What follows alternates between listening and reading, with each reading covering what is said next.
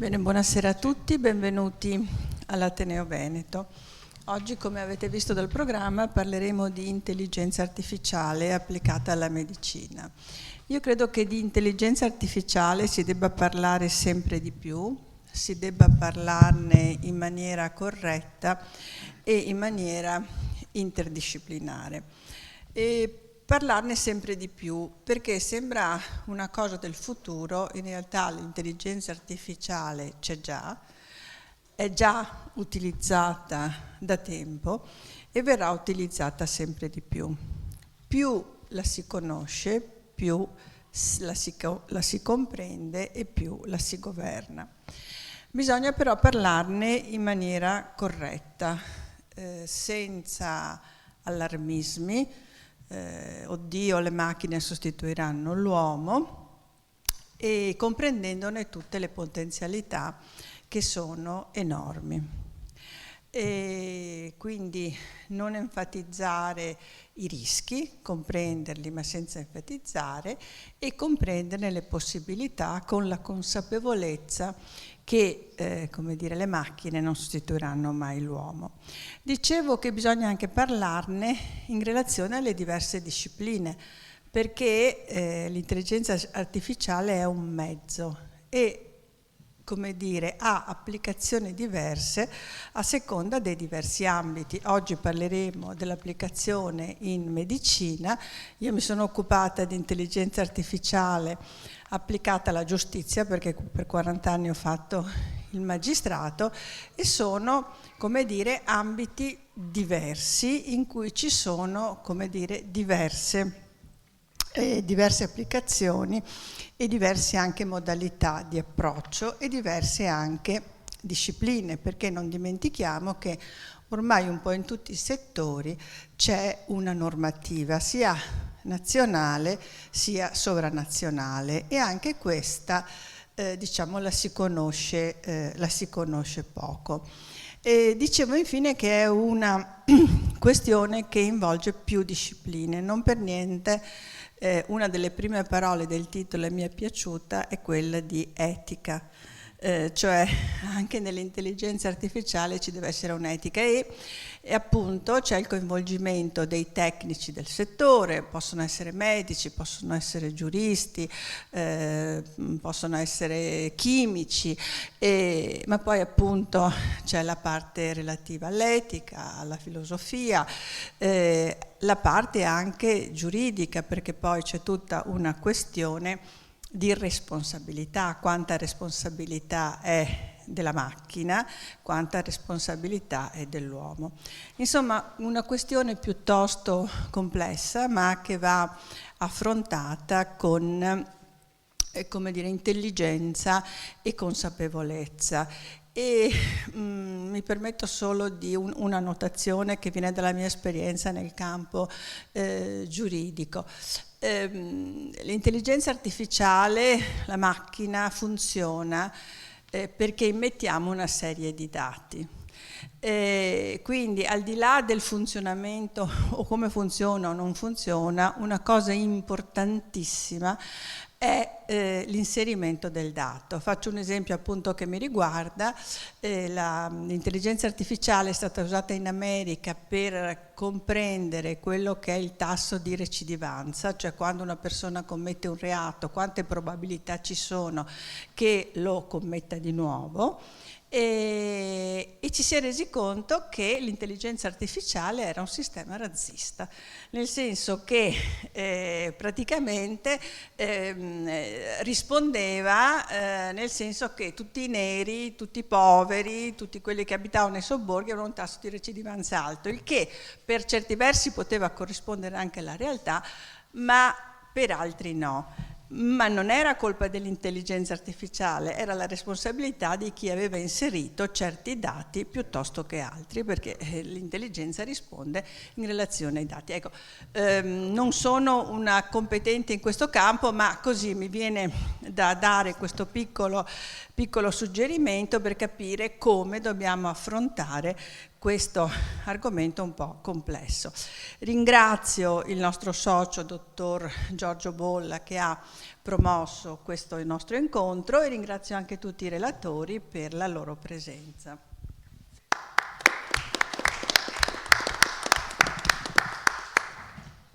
Grazie Presidente, come sempre puntuale.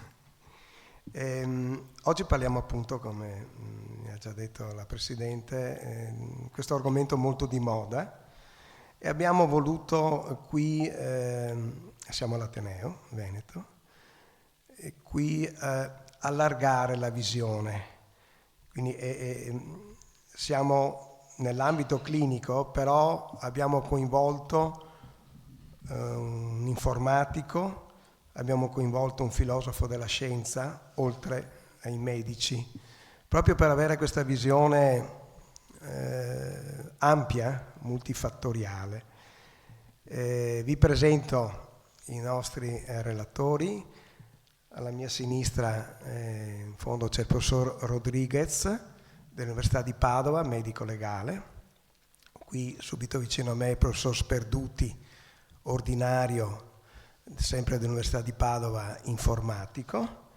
Alla mia destra il professor Badino, professore dell'Università di Verona, filosofo della scienza, e all'estrema destra, che non è un giudizio politico, è il professor Leopoldo Pagliani, caro amico, che lui, validissimo cardiologo clinico, che si sta interessando anche appunto nello specifico nell'ambito della cardiologia, di intelligenza artificiale.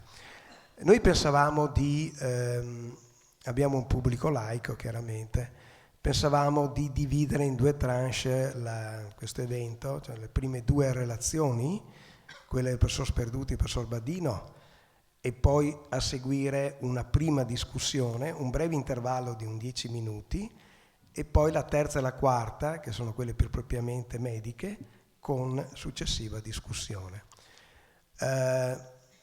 Io mi limito, porto via poco tempo. Io ho avuto questa, il professor Rodriguez ha già capito, no? Questo è il nemico di Fabrici d'Acqua Pendente, Giulio Cesare Cassari. Questa immagine, che potrebbe sembrare un po' cruenta, è di questo grande anatomico dell'Università di Padova, osteggiato dal maestro che era Fabrizio d'Acqua Pendente. Siamo alla fine del 500, a cavallo tra 5 e 600. La pubblicazione poi dove è stata fatta di questo testo di anatomia? A Venezia. Voi sapete che allora Venezia era la capitale del mondo, direi, per queste edizioni anche scientifiche. Vedete che c'è è la corteccia del cervello. Parliamo di intelligenza artificiale, quindi qual è la sede? Pensiamo, crediamo perlomeno, della nostra intelligenza, il cervello. Quindi questa immagine l'ho riportata come logo di questo incontro, perché si parla comunque di intelligenza, di mente. Questa qui l'ho trovata pochi giorni or sono, è una scultura di uno scultore italiano vivente, Sciavolino, e mi ha affascinato perché vedete che è l'uomo che non sa più cosa fare davanti a una scacchiera. Capito, no? Massimiliano, che poi questa cosa qua, l'intelligenza artificiale, nasce anche per il gioco degli scacchi. Allora quando Kasparov, il campione del mondo russo, venne sconfitto dalla macchina, fu qualcosa di epocale. Allora cominciamo a pensare, ma cosa stiamo a fare qui con la nostra mente? C'è la macchina che ci frega, ed è appunto lui che non si mette la mano sugli occhi davanti alla scacchiera quale sarà il mio destino di uomo intelligente. Quindi mi sembra proprio altamente metaforica. Questo è il mio breve testo di introduzione, ripete quello che vi ho detto ora. Ormai da anni in medicina e chirurgia si adoperano, ormai da anni, vedrete ormai dagli anni 90, no, Leopoldo, che usiamo l'intelligenza artificiale in maniera assolutamente efficace. Quindi si adoperano le opportunità della learning machine, poi vedrete bene di cosa si tratta, in particolare per la diagnostica, ora anche nel management sanitario. nell'imaging radiologico, quasi tutti i campi. Quindi noi medici abbiamo il vantaggio di poter usare l'intelligenza artificiale in maniera asettica, senza porci inizialmente il problema della congruità etica o meno. Spontaneamente utile l'intelligenza artificiale. Siamo quindi facilitati in realtà per la nostra materia professionale ad usarla in modo obiettivo. E questo è sicuramente vero. Rimane però imprescindibile, ed è il senso di questo incontro, la necessità di un confronto con gli altri professionisti, quali i matematici, cioè i tecnici e i filosofi della scienza, per capire i momenti di avanzamento e di svolta nell'impiego di questi strumenti, che ormai siamo, direi, un po' costretti a definire cognitivi, per non trovarci impreparati. Poi, ieri questo, quindi a ridosso, a leggere in quella che per me è la Bibbia, che non è l'Antico Testamento, Tabibla, ma è lo Zibaldone di Leopardi. E naturalmente chi cerca trova, perché se sai cercare. Leopardi dice questo: nessuna lingua ha forse tante parole e modi da corrispondere ed esprimere tutti gli infiniti particolari del pensiero. Quindi già voi capite che c'è rapporto tra linguaggio e mente. Trovata la parola, la nostra idea ne prende chiarezza e stabilità e consistenza e ci rimane ben definita e fissa nella mente e ben determinata e circoscritta. Perché un'idea senza parola o modo di esprimerla ci sfugge o ci erra nel pensiero come indefinita e mal nota a noi medesimi che l'abbiamo concepita. Con la parola prende corpo e quasi forma visibile e sensibile e circoscritta. Noi parleremo del linguaggio della macchina, evidentemente, però credo che Leopardi, da grande filosofo e poeta, ancora una volta sia stato profetico, aver individuato di capire se la nostra mente è già linguaggio o se il linguaggio è soltanto uno strumento della mente. Questa credo che sia una domanda filosofica, no? Che dobbiamo andare a considerare. Poi l'altra domanda è che se siamo andati oltre la tecnologia pura semplice, perché la tecnologia non può dominare comunque, adesso forse Galimberti non è d'accordo, ma non è migliorativa in senso cognitivo, e quindi forse siamo già a una fase successiva alla tecnologia pura e semplice. Questa è un'altra domanda che dobbiamo porci. E concludo con un augurio.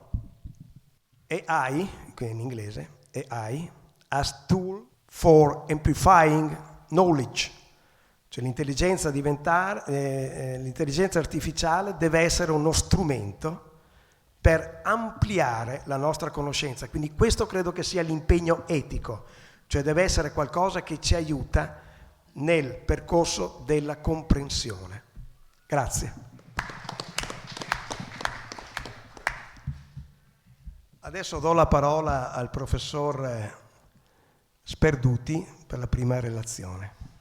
Grazie. Ho comunque diverse slide, diciamo, già la definizione di intelligenza umana è problematica, figuriamoci di quella artificiale. Okay?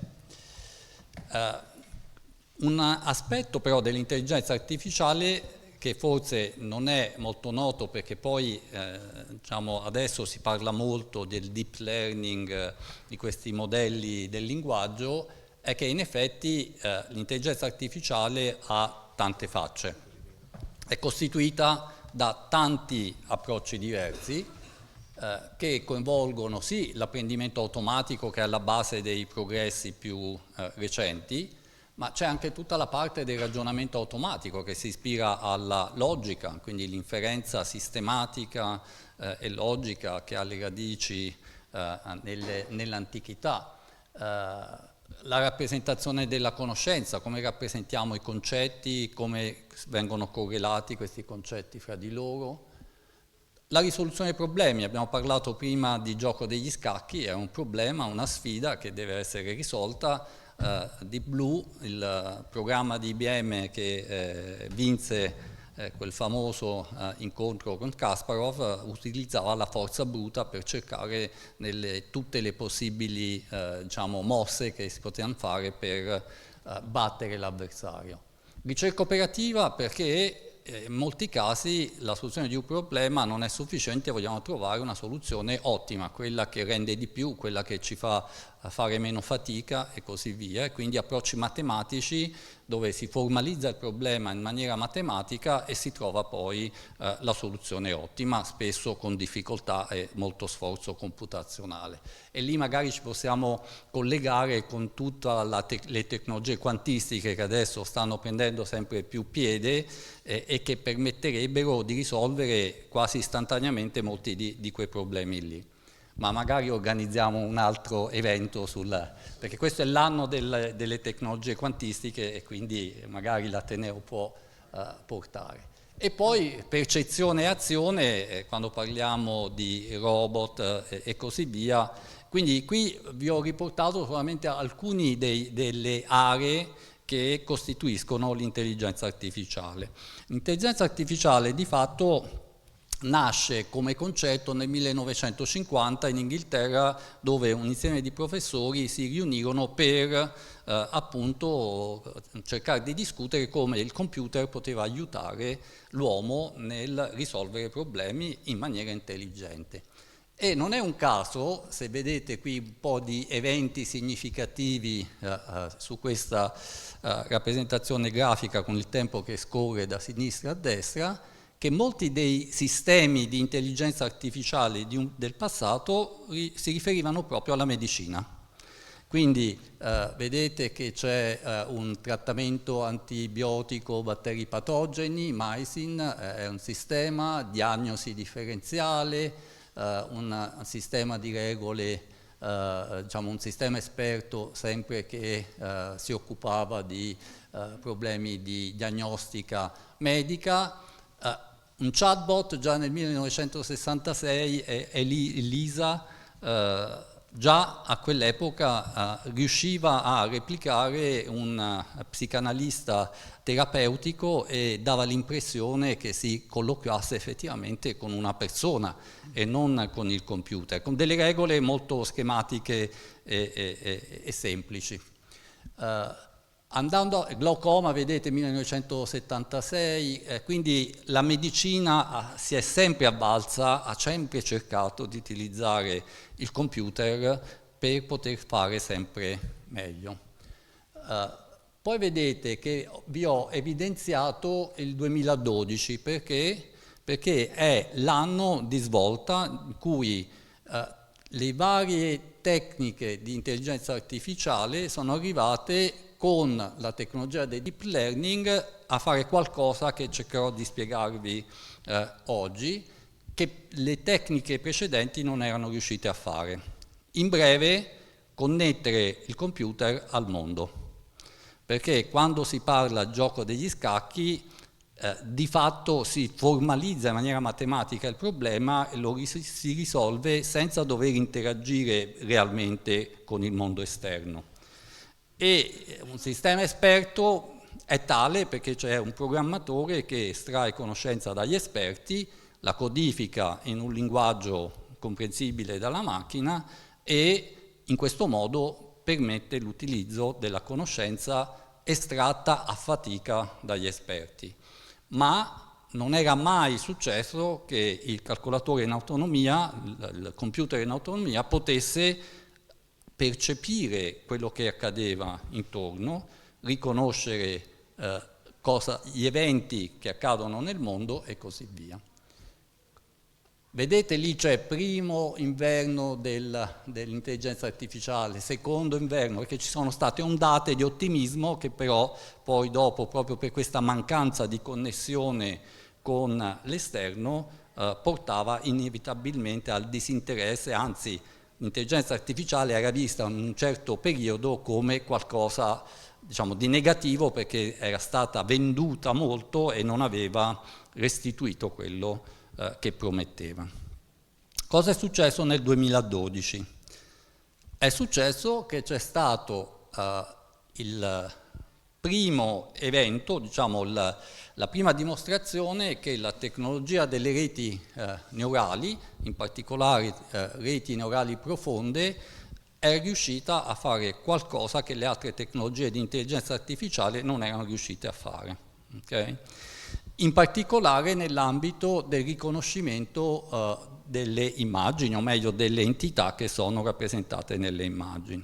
Cos'è una rete neurale? Vedete lì ci sono tanti pallini, cosa sono questi pallini? Beh, simulano i neuroni all'interno del nostro cervello, per cui il nostro cervello, rappresentazione data all'inizio da Bolla, è costituita da milioni di cellule nervose con miliardi di connessioni fra di loro. Singole unità svolgono una elaborazione molto semplice, ma tutte insieme riescono a effettuare una elaborazione molto sofisticata, come ben sappiamo come umani. Lì avete visto che il segnale si propaga attraverso le fibre nervose e una cellula nervosa, un neurone è connesso ad un'altra attraverso i dendriti, dove attraverso dello scambio di materiale biochimico si propaga il segnale, quindi l'informazione. Quindi la rappresentazione che vedete al centro è una semplificazione matematica di una rete neurale biologica. Okay? E quindi immaginatevi che ognuno di quei pallini rappresenti sia un'astrazione molto semplificata di un neurone e come vedete ci sono tutte quelle connessioni che permettono di fare squadra e permettere alle elaborazioni molto semplici, pesate opportunamente, quindi attraverso quelle connessioni dendritiche, di elaborare il segnale e trasformarlo in qualcosa di utile. In effetti, andando a effettuare il compito, per esempio, di riconoscimento di cosa è rappresentato da un'immagine in ingresso, supponiamo di scegliere delle categorie, cosa rappresenta l'immagine, un'auto, una persona, un animale, e è possibile, avendo degli esempi di immagini di auto, di animali, di persona, andare a aggiustare i pesi sulle connessioni che connettono tutte le unità di calcolo. E questo permette di apprendere la relazione fra l'immagine data in input e la categoria in output. E se si usano delle reti con tutti quegli strati, quindi tanti strati, più strati aggiungete, tanto più potente è la rete, si ottiene qualcosa di molto simile e semplificato, diciamo, a quello che succede all'interno del cervello umano.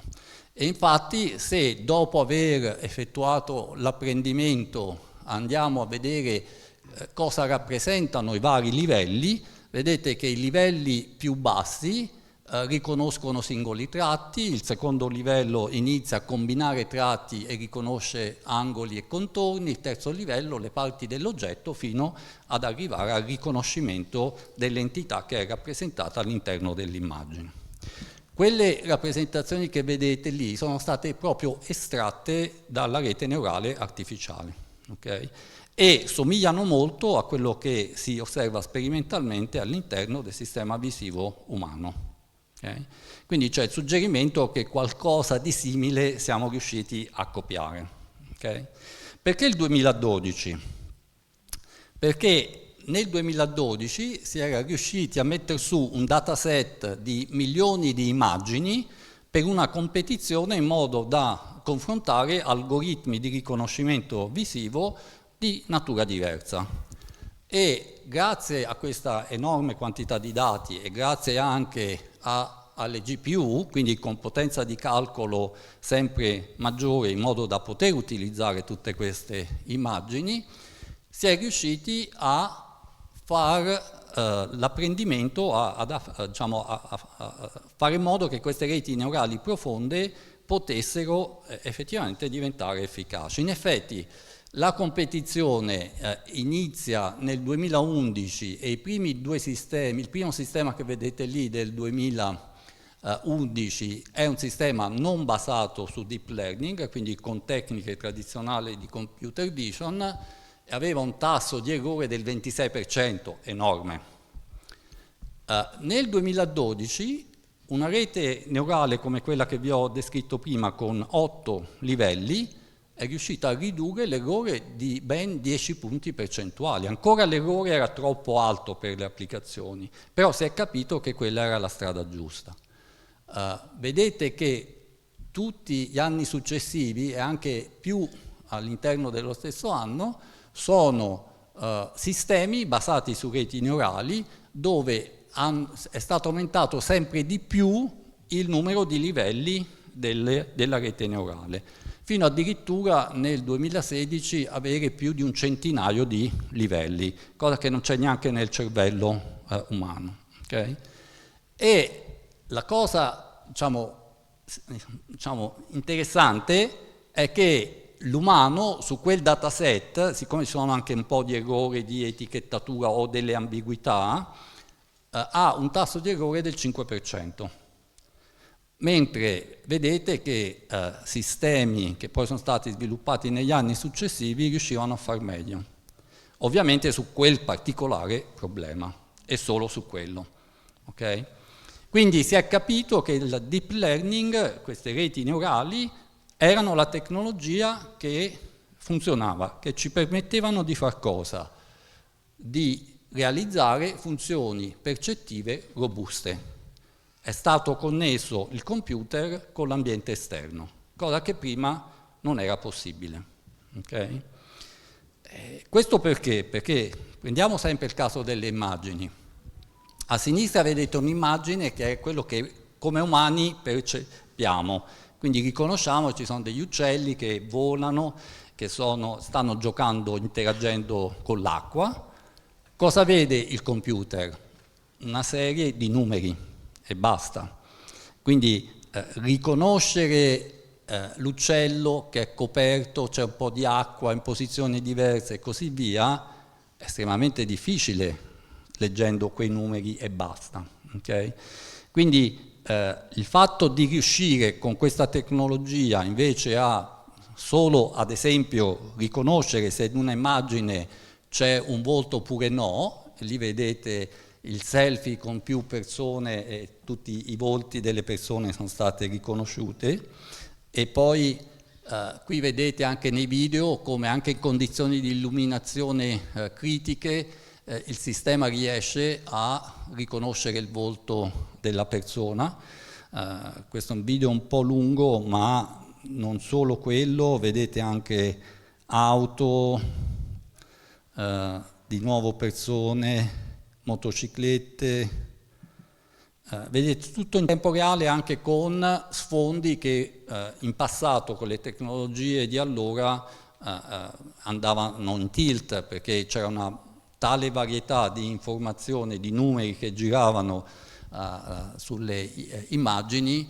Vedete qui anche persone che vengono coperte momentaneamente e si riesce a effettuare il tracciamento. Quindi di fatto attraverso queste tecnologie è possibile veramente realizzare delle funzionalità che invece in passato con le tecniche normali non era possibile. Quindi questo permette per esempio cosa? In ambito medico di fare uno screening delle retinopatie. In India si utilizzano questi strumenti che utilizzano l'intelligenza artificiale per uno screening veloce, ma anche qui in Italia abbiamo sistemi che già vengono a essere utilizzati per lo screening, il riconoscimento su dati duri, molli e delle piccole emorragie, soprattutto per pazienti diabetici che sono a rischio di poi avere problemi. Non solo, tumori del cervello, problemi ai polmoni, quindi tutto questo però cosa ha richiesto? Ha richiesto che ci fossero dei medici che con pazienza andavano a etichettare tutte le immagini, tutti i dati e così via. Quindi il costo che bisogna pagare per ottenere queste prestazioni, o che si doveva pagare, diciamo, era quello di dover fornire una quantità enorme di informazione in aggiunta a quella che naturalmente poteva essere raccolta. Quindi l'esperto che deve etichettare, deve segmentare e così via. A un certo punto si è detto, ma c'è un modo per evitare questo lavoro? Possiamo fare in modo che l'apprendimento possa funzionare anche con pochi esempi, come di fatto succede negli umani? Allora cerco di spiegarvi questa cosa, vediamo se riesco con poche parole. Quando si apprende da dati, e ad esempio si vuole classificare cosa è contenuto in un'immagine, qual è l'entità contenuta in un'immagine, in effetti bisogna risolvere due problemi. Primo problema, capire se l'immagine che viene acquisita ha senso oppure no. Sapete benissimo che uno schermo di un video è costituito da tanti pixel, ok? Ma non tutte le possibili combinazioni di valori dei pixel hanno senso, giusto? Questo perché? Perché nel mondo reale le leggi della fisica di propagazione della luce, riflessione, diffrazione e così via creano un sottoinsieme di assegnamenti di valori che ha senso. Se io assegno a caso valori ai pixel, mi viene fuori un'immagine intellegibile, che non ha senso, ok? Quindi nello spazio di tutti i possibili valori che posso assegnare a un pixel, c'è solo un sottospazio molto piccolo che ha senso. E primo problema nell'apprendimento è riconoscere questo sottospazio. Una volta che io conosco questo sottospazio, allora posso cercare di mappare parti di questo sottospazio su categorie, quindi auto, animale e così via. Qual è il vero problema? È riconoscere questo sottospazio.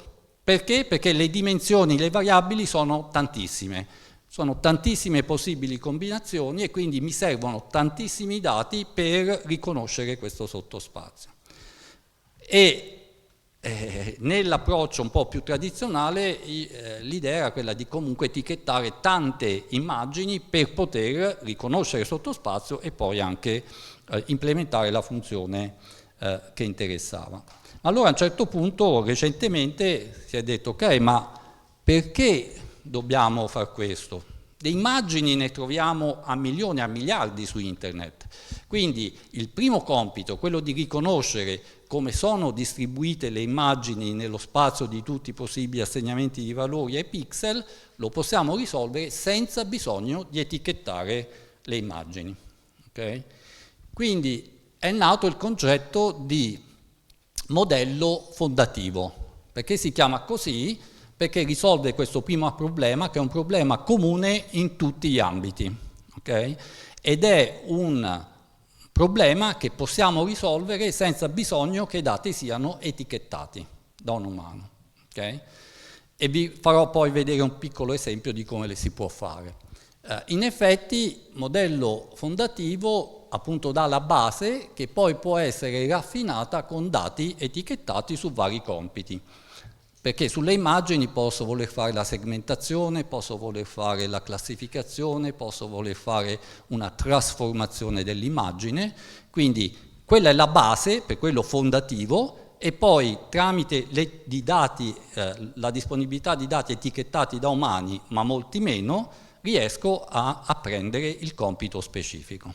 Quindi ad esempio se considero il testo, apprendo il cosiddetto modello di linguaggio e una volta che ho il modello del linguaggio posso specializzarlo su question answering, quindi rispondere a specifiche domande, riconoscere il sentimento del testo oppure estrarre informazione particolare e così via. E posso, vedremo, anche apprendere un modello fondativo che ha in ingresso più modalità, testo, immagini, video e così via, e mettere tutto insieme, come fa l'umano.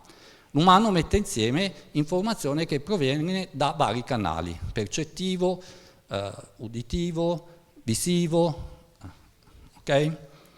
Quindi di fatto il trucco è il self-supervised, l'approccio di apprendimento autonomo. Quindi vi cercherò di farvi capire come questo può essere fatto. È una cosa che è successa soprattutto scalando di dimensione, perché tante più immagini, tanti più dati vado a considerare, tanto più complesso deve essere il mio modello, è che si è scoperto che già con questi modelli fondativi è possibile ottenere quello che si chiama apprendimento in contesto o il famoso prompt che conoscete tutti. Okay? Quindi io non ho bisogno di addestrare il modello su un compito particolare, ma dandogli degli esempi direttamente gli chiedo poi di darmi la soluzione di un esempio non etichettato e il sistema, sfruttando questa sua conoscenza del sottodominio dove sono distribuiti i dati, è in grado di darmi una risposta. E questo ha dato luogo ai cosiddetti ChatGPT, Gemini, Claude, DeepSeek, che sono tutti basati su specializzazioni di un modello fondativo. Come facciamo questo self-supervised? In effetti lo sapete già, non lo sapete, ma da ragazzi facevate un gioco che è stato utilizzato proprio per fare questo tipo di apprendimento. Allora facciamo questo piccolo esperimento, l'ho un po' velocizzato visto che non abbiamo tanto tempo. Iniziamo con una parola oggi e andiamo a cercare di capire quali possono essere le frasi che iniziano con oggi, come possono continuare. Okay? Qui vi ho messo un piccolo sottoinsieme, piccolissimo, per esempio posso dire oggi ho cucinato la pasta, o oggi ho cucinato tantissimo, o oggi ho cucinato con piacere, oppure posso dire oggi è una bellissima giornata, è una tappa importante e così via. Come vedete ci sono dei prefissi comuni che poi possono essere, avere una continuazione diversa. Okay? Quindi in effetti, se andiamo a considerare tutte le possibili frasi e come si evolve il linguaggio naturale, si capisce che il modo migliore per descrivere un linguaggio è una distribuzione di probabilità su tutte le possibili frasi che possiamo ottenere combinando le parole. Alcune combinazioni di parole non hanno senso, probabilità 0. Okay? Alcune frasi sono rare, probabilità bassa. Alcune frasi sono molto frequenti, probabilità alta. Okay? Se noi riusciamo a calcolare queste probabilità, riusciamo anche poi a generare frasi che hanno senso. Okay? Vediamo come possiamo fare.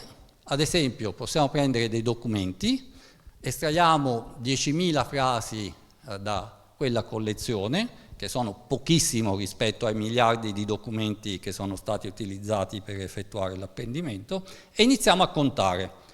Quante frasi in quelle 10.000 iniziano con oggi? Supponiamo 83.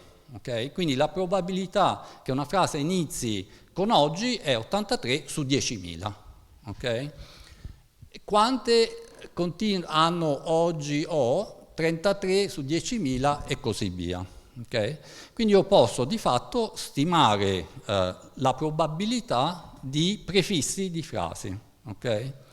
In effetti posso fare di meglio, posso dire, ok, ma se io so già che la prima parola è oggi, qual è la probabilità che vada a continuare con un'altra parola? In questo esempio ho, è e mi. Abbiamo visto prima, non vi ricordate ovviamente i numeri, ma ve li riscrivo, in 33 casi continuo con O, in 31 con E, in 19 con mi. Quindi se io faccio il rapporto 33 su 83, 31 su 83, 19 su 83, ottengo le probabilità di continuare con quella parola. Okay? E posso andare avanti. Okay?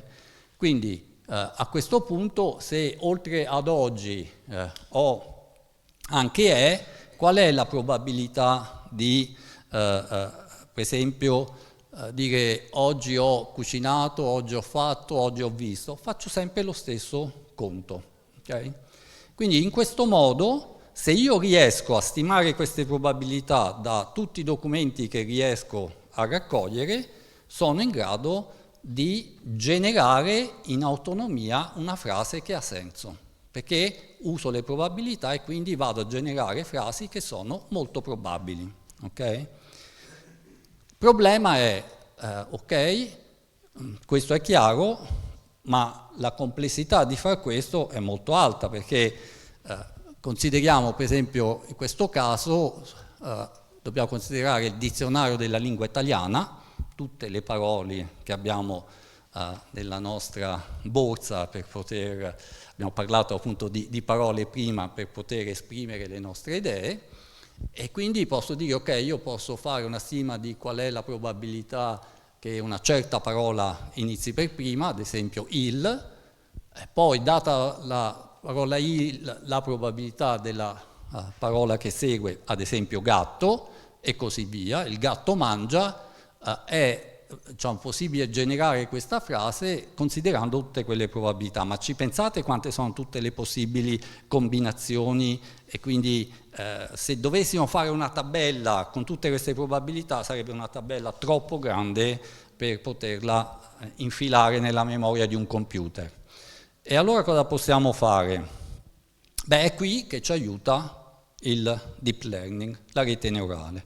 Possiamo usare una rete neurale, che è quello che succede, avere tanti documenti, e quello che faccio è semplicemente fornire in ingresso alla rete neurale inizialmente il simbolo di inizio frase, e vado a essenzialmente predire qual è la probabilità della parola il, e così via. Quindi il fatto che ci sia il dizionario in alto significa che io ho la mia distribuzione di probabilità su tutte le parole nel dizionario italiano. Poi, se scelgo il, qual è la probabilità di osservare gatto, e così via. Okay? Quindi vado a comprimere tutta l'informazione all'interno di questa rete neurale, e questa rete neurale in effetti poi è in grado di darmi tutte le probabilità condizionate date un prefisso. Okay? Quindi questo mi permette anche di generare delle sentenze che hanno senso e che hanno un senso compiuto. Perché? Perché va a ricopiare tutte le probabilità ottenute, diciamo a usare tutte le probabilità ottenute dalle frasi all'interno dei documenti. In effetti c'è una particolare architettura di cui forse avete sentito il nome, che si chiama Transformer, che è particolarmente adatta per gestire sequenze, e in particolare è nata per la traduzione automatica. E quindi attraverso questo meccanismo di attenzione apprende le correlazioni fra le varie parole. E quindi, ad esempio, in questa frase in inglese, la vedete un po' spezzettata perché poi il modo di rappresentare le parole è un po' tecnico, complesso, ci sono le radici delle parole, per cui diciamo, si usa anche un minimo di conoscenza sul linguaggio e sulla genesi dei linguaggi accumulata in tutti questi secoli di studio del linguaggio, e questo dà luogo a dei token. Infatti quando sentite parlare di token sono pezzi di parola che hanno un loro perché, e attraverso l'apprendimento si riesce per esempio a correlare, per esempio lì nella frase in inglese the animal didn't cross the street because it was too tired, quindi l'animale non ha attraversato la strada perché era troppo stanco. Vedete che l'it viene associato sia all'animale sia a tired, stanco. Okay? Quindi attraverso l'apprendimento c'è questo meccanismo si chiama autoattenzione, perché ogni parola viene correlata con le altre parole nella stessa frase. E quindi questo facilita questo processo di apprendimento delle probabilità. Quindi ho cercato di fare un po' il professore e spiegarvi un pochino qual era l'idea. Non so se avete domande. Le facciamo dopo. Ok. Beh, a questo punto avete capito come nascono ChatGPT e tutti questi strumenti che permettono di elaborare il linguaggio naturale. Qui poi il collega andrà a elaborare di più su questo. Ovviamente sono strumenti che si possono usare anche in ambito medico. Okay? È stato fatto uno studio in cui si è detto, ok, prendiamo uno di questi sistemi large language model, stile ChatGPT, e vediamo se questo può aiutare a supportare il lavoro del medico nel fare diagnosi. Okay? Beh, quello che si è visto è che in effetti se l'AI va in autonomia, le prestazioni sono anche migliori rispetto a quelle del medico. Però il medico supportato dall'AI o non supportato non c'è statisticamente una gran differenza. Okay? Quindi questo significa che non basta avere un modello del linguaggio naturale e un chatbot che utilizza questo modello di linguaggio naturale che ovviamente avendo letto, diciamo così, tantissimi testi medici è in grado di fare delle diagnosi a partire da dei sintomi, ma bisogna anche creare il giusto modo di interagire con questo modello e anche delle interfacce che aiutino a usare al meglio questo tipo di sistemi. Un sistema, si parla molto di agentic AI, questi large language model possono essere utilizzati per simulare persone.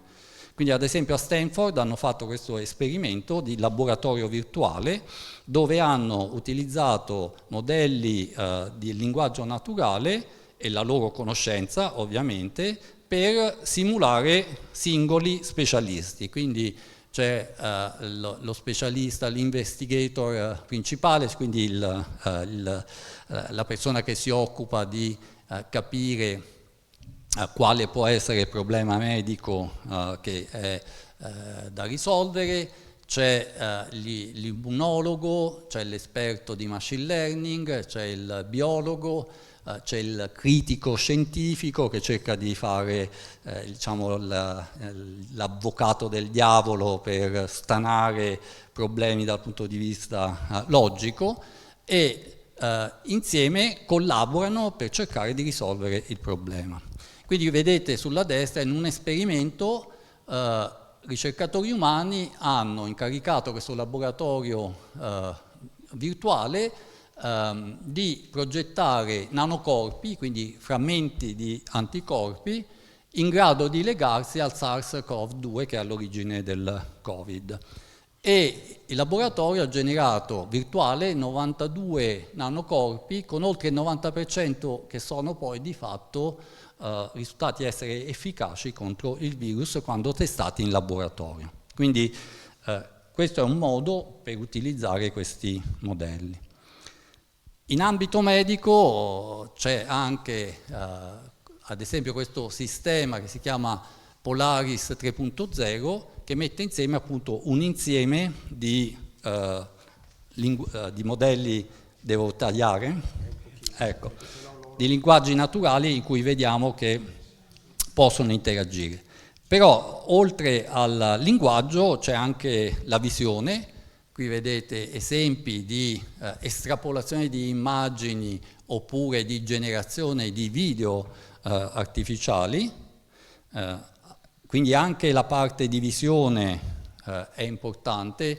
Vedete qui in questa tabella, giusto per darvi un'idea, i modelli per la diagnosi per immagini che sono stati diciamo, messi in gioco negli ultimi anni, la quantità di calcolo che è schizzata alle stelle, perché maggiore quantità di dati, migliore prestazione, ma necessità di fare molto calcolo in più.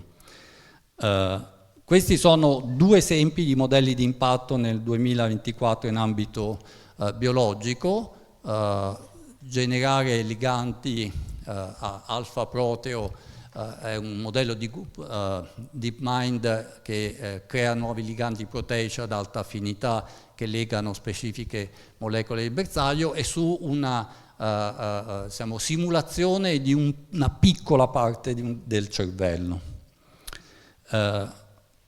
Qui vedete altri sistemi utilizzati in vari ambiti medici. Come diceva giustamente la presidentessa, giusto? O presidenta, Presidente. Okay. Presidente.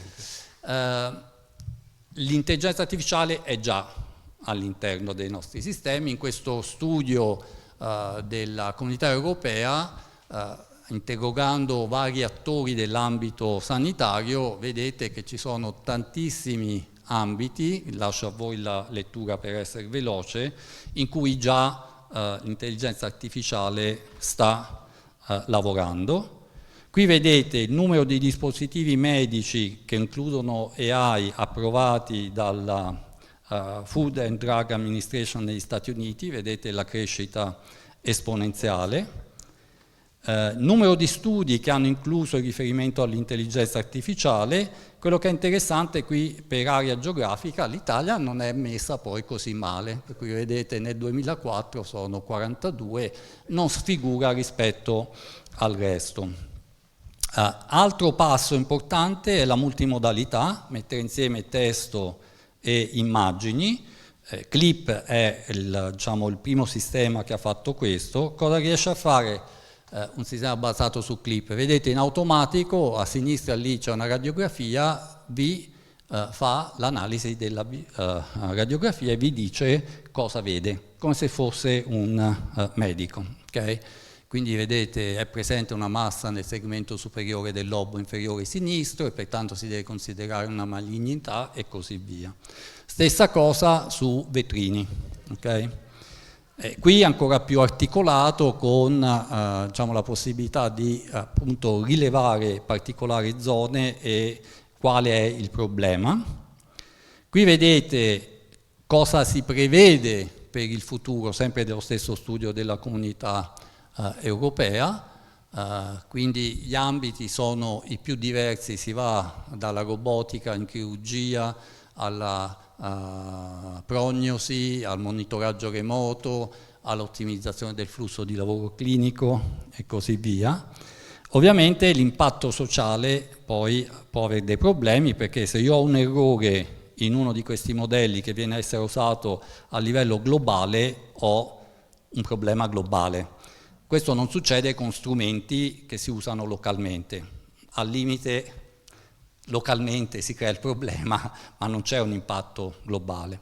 Questo è il motivo per cui bisogna stare attenti appunto alle varie distorsioni dovute a dati che non sono stati forniti a sufficienza, quindi è stato visto nel rilevamento del cancro nella pelle, in cardiologia, assegnazione delle risorse, la medicina genomica e così via.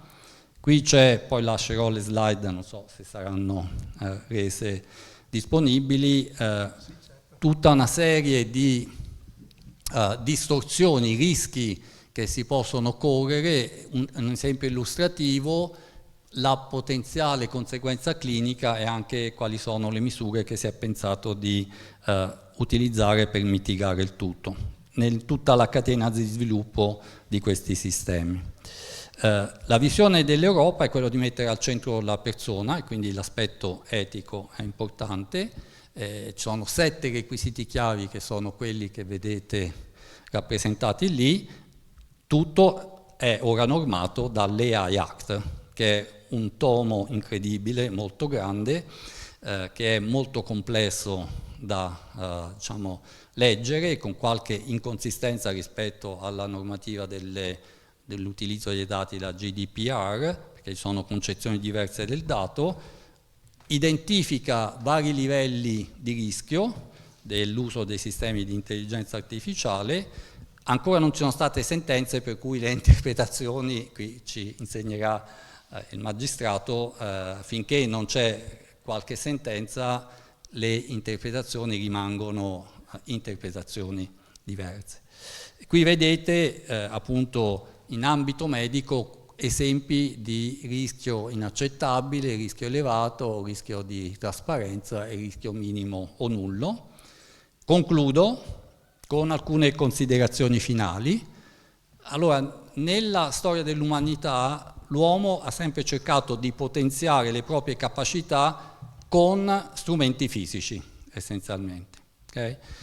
Questa è la prima volta che il potenziamento riguardano la sfera cognitiva. Non era mai successo prima. Okay? Quindi e anche il fatto che essendo diciamo software è facile replicare nello spazio e nel tempo questi modelli, diciamo renderli eterni, se vogliamo, perché possiamo cambiare l'hardware, ma facciamo la replica del software e quindi in linea di principio li possiamo tenere eterni. Quindi potenziamento, acquisire conoscenze e competenze derivanti da uno o più individui, come attraverso i loro prodotti, gli scritti, gli studi, i segnali che sono stati interpretati e così via. E il deep learning viene applicato appunto a dati di varia natura e quindi si può raccogliere questa conoscenza. Replica, distribuzione attraverso i servizi di cloud. In tutti i posti del mondo dove c'è internet, questi servizi possono essere utilizzati. E se c'è un difetto su tutto il mondo. Okay? E quindi questo è il motivo per cui è giusto stare attenti. Ovviamente non possiamo evitare gli usi diciamo, intenzionalmente malevoli, perché quelli ci saranno sempre, dobbiamo ridurre i rischi inconsapevoli, che non sappiamo ancora che sono dentro il sistema e non li abbiamo ancora riconosciuti. Quindi è importantissimo, giustamente, mantenere l'uomo al centro di questo sviluppo e a supervisionare questo tipo di sviluppi. Grazie dell'attenzione.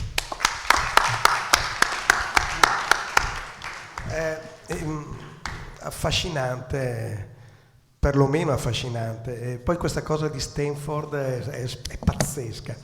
E allora è proprio vero che l'intelligenza... Qual è la fondamentale differenza tra noi umani e l'intelligenza artificiale? Che noi siamo mortali e l'intelligenza artificiale è immortale. Grazie, meraviglioso. Adesso do la parola al professor Badino, filosofo della scienza. Prego. Grazie tanto dell'invito, non ero mai stato qui.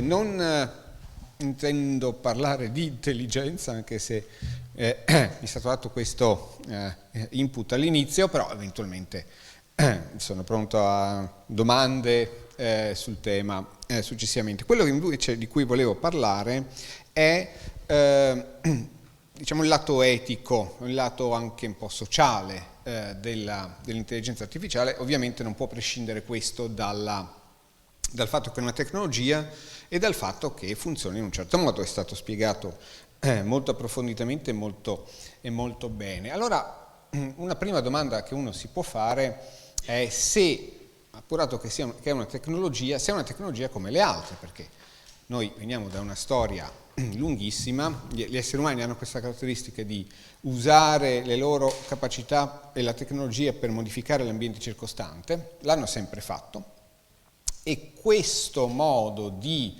agire sull'ambiente ha anche sempre avuto delle conseguenze di tipo etico, di gravità diverse ovviamente.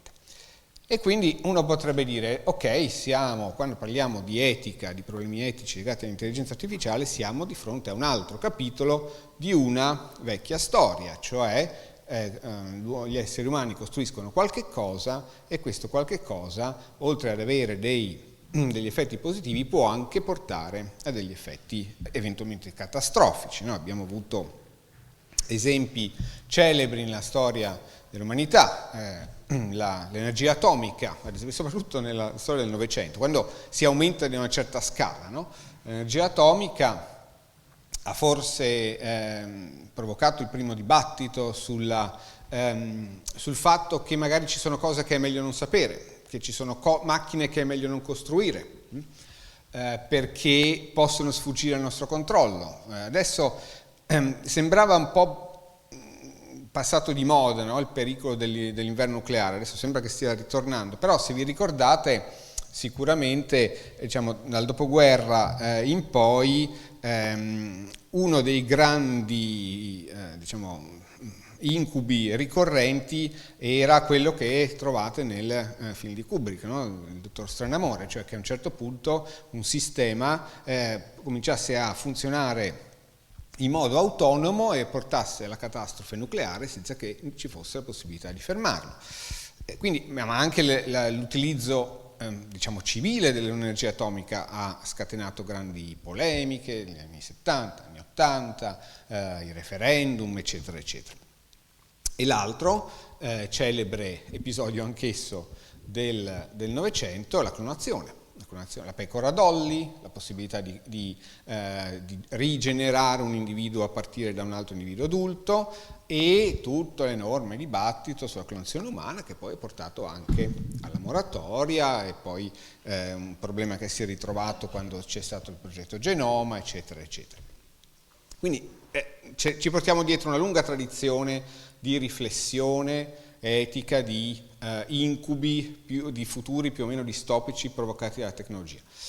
L'idea è, o la domanda può essere, l'intelligenza artificiale è una cosa come questa, è come l'energia atomica, è come la clonazione, genera questo tipo di interrogativi, o ha delle caratteristiche diverse? Ecco, la mia impressione è che l'intelligenza artificiale abbia una serie di caratteristiche che sono completamente diverse, cioè non siamo davanti a un fattore di scala, avevamo le armi e adesso abbiamo le armi atomiche, e la distruzione che possiamo fare con le armi atomiche è molto maggiore, è un problema di scala. Okay? Non è soltanto questo, ci sono alcune caratteristiche peculiari dell'intelligenza artificiale. Giustamente è stato detto in precedenza, è la prima volta che abbiamo una tecnologia che agisce nell'ambito cognitivo. Di solito, se vi ricordate Marshall McLuhan, no? La tecnologia è pensata come un prolungamento dei nostri sensi, per vedere di più, per muoverci più velocemente, per udire meglio, però è la prima volta che abbiamo qualche cosa che può aiutarci a pensare meglio, o addirittura che pensa al posto nostro. Ma non è soltanto questo, ci sono anche alcune caratteristiche dell'intelligenza artificiale, per come si è sviluppata, che ne fanno una tecnologia differente da quello che abbiamo visto fino adesso.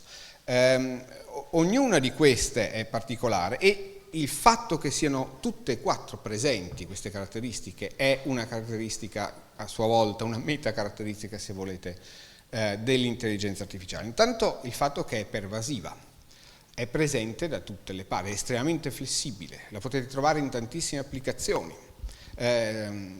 Chi sta usando il cellulare adesso sicuramente ha qualche app che la utilizza. A volte non sapete nemmeno che la si sta utilizzando. Anzi, questo genera anche una serie di problemi, no? Perché adesso bisogna essere espliciti nell'utilizzo, nel dire quando viene utilizzato, se state interagendo con un chatbot o con un essere umano. E nessuna tecnologia è stata così pervasiva e così flessibile, cioè la scrittura, ma non ha lo stesso impatto. L'autonomia. Gli esseri umani hanno da sempre creato tecnologie per sollevarli dal lavoro, possibilmente quello tedioso, e che quindi lavorassero in modo autonomo. Ma una cosa è aprire automaticamente le porte di un tempio o i giardini e le fontane di un giardino, okay? Un'altra cosa è il livello di autonomia di questi sistemi, che è incomparabilmente più alto, e è proprio il fatto che svolgono certi lavori in modo autonomo che li rende utili. Pensate a robot che possono muoversi autonomamente in situazioni che per gli esseri umani sarebbero altrimenti letali. È proprio perché possono fare quel lavoro in autonomia che li utilizziamo. C'è il tema dell'opacità, c'è il tema legato al fatto che è la prima volta che abbiamo una tecnologia che non è soltanto difficile da comprendere, no? È proprio opaca intrinsecamente, cioè tutti noi utilizziamo più o meno l'automobile, probabilmente nessuno di noi conosce nel dettaglio come funziona il motore a scoppio, però fidiamo sul fatto che c'è qualcuno che lo sa, e tutto sommato è una tecnologia che con un po' di dedizione possiamo aprire e rendere trasparente. Invece in questo caso no, abbiamo visto prima le reti neurali funzionano, danno dei responsi. Come effettivamente questo accada, quali percorsi seguano nel fornire questo responso, questo è ignoto. E questo genera ovviamente tutta una serie di problemi etici legati al fatto che non abbiamo la trasparenza della tecnologia che stiamo utilizzando. E poi c'è l'elemento da non trascurarsi del mercato. Di solito gli innovatori della tecnologia erano le accademie, erano le università, erano istituzioni finanziate e controllate da corpi pubblici. Oggi invece l'innovazione non si fa più, lì si fa in laboratori privati, si fa in corporazioni che, bene o male, sono soggette a logiche di mercato.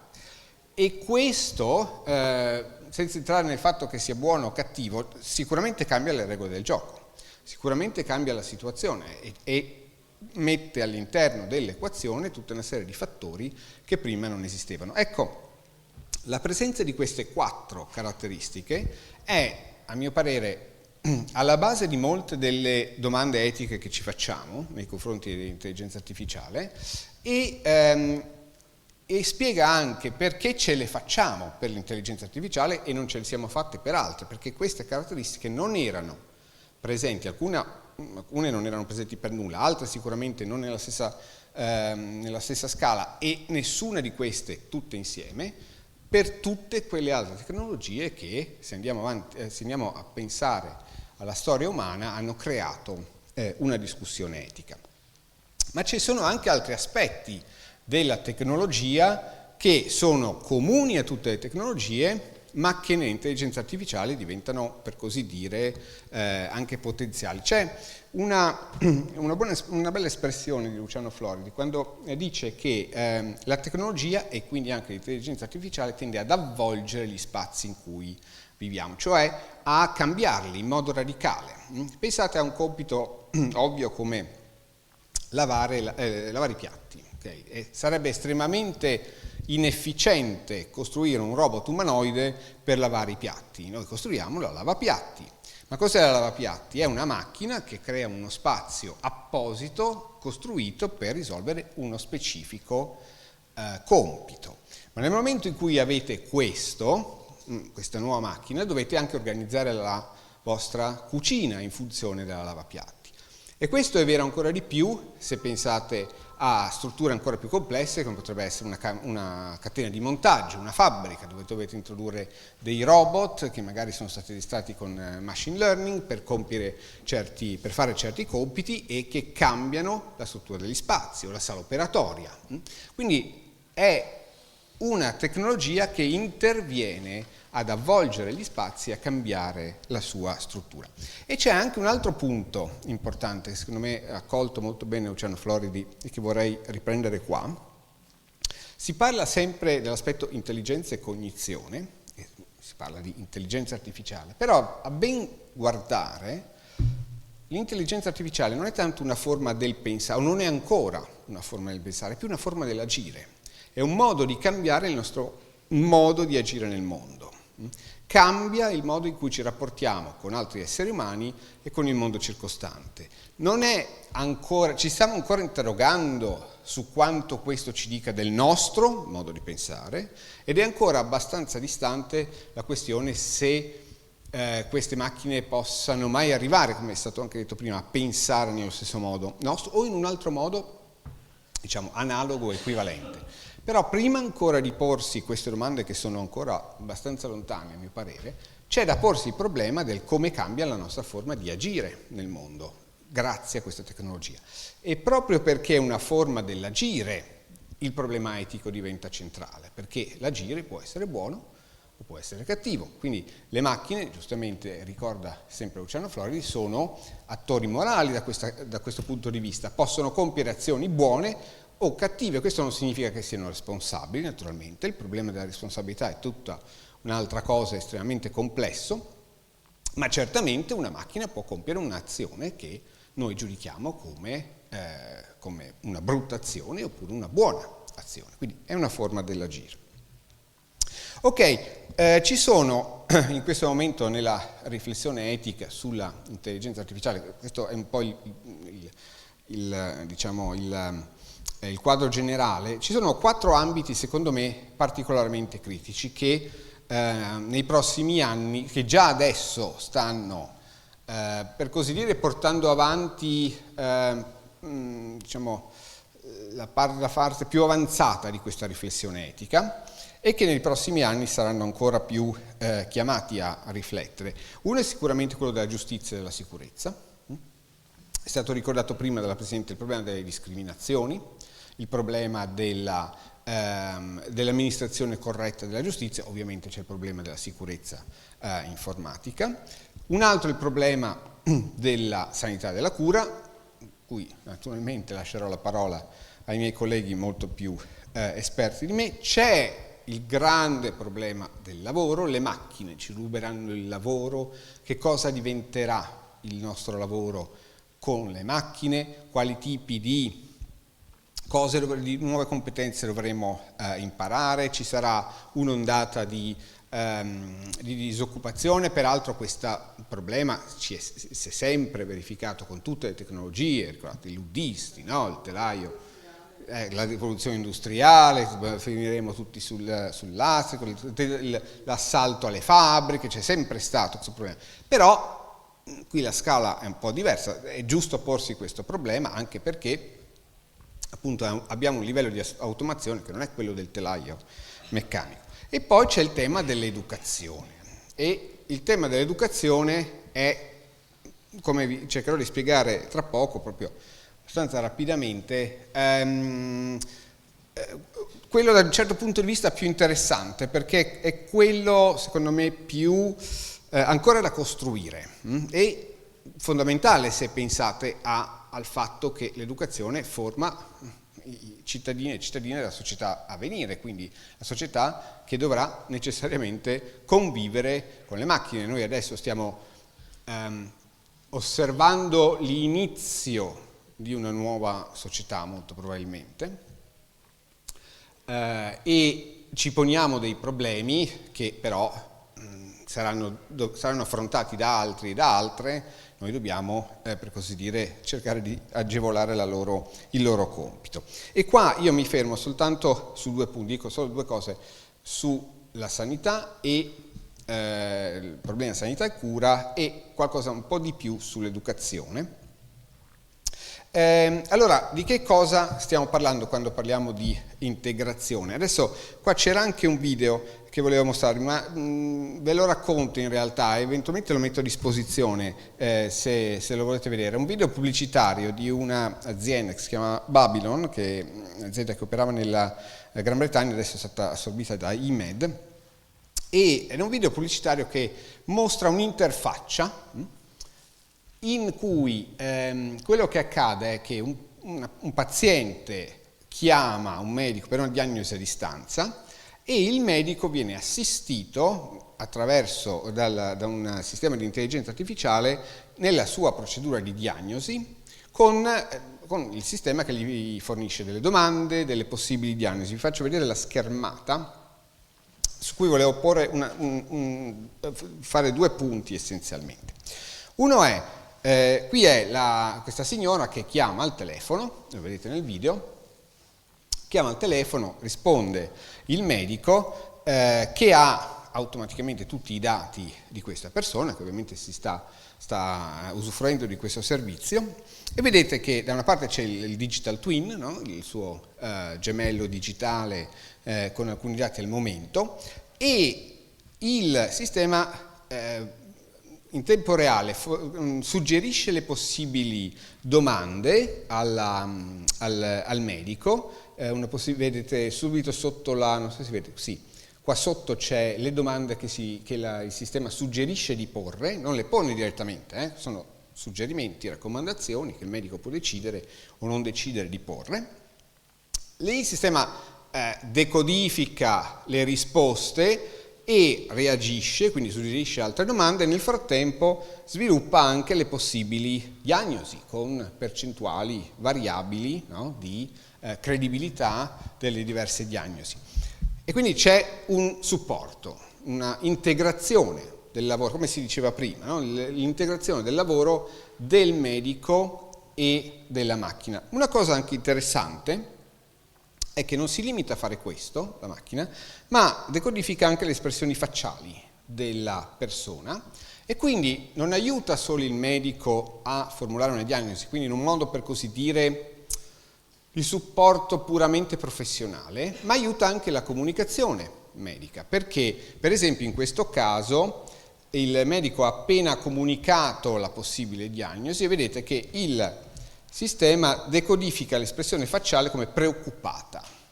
Allora il medico può reagire immediatamente e magari rassicurare la persona perché mostra questa espressione una preoccupazione. In altri casi è neutrale, in altri casi non capisce, per esempio, e quindi tu gli fornisci ulteriori dettagli, ulteriori spiegazioni. Questa è una cosa che i medici hanno sempre fatto, okay? Fa parte delle normali skills, di competenze di un medico, di un dottore, di una dottoressa, però in questo caso c'è un ulteriore supporto, anche perché a volte può sfuggire, certi aspetti possono sfuggire, mentre qua la macchina mette, per così dire, in allerta il medico. Quindi c'è un supporto sia nell'interazione sia anche poi nel risultato vero e proprio. Ecco, c'è un punto importante che secondo me è comune alla riflessione etica, al lungo processo che si sta facendo. È stato detto prima, ci sono dei supporti normativi esistenti, l'AI Act e tante altre cose che si stanno sviluppando in questo momento, sempre più specifiche. Anche in Italia c'è la strategia italiana per l'intelligenza artificiale, c'è un disegno di legge che è ancora in discussione, di cui credo di avere anche, sì, ecco qua, no? Un disegno di legge che si sta discutendo sulle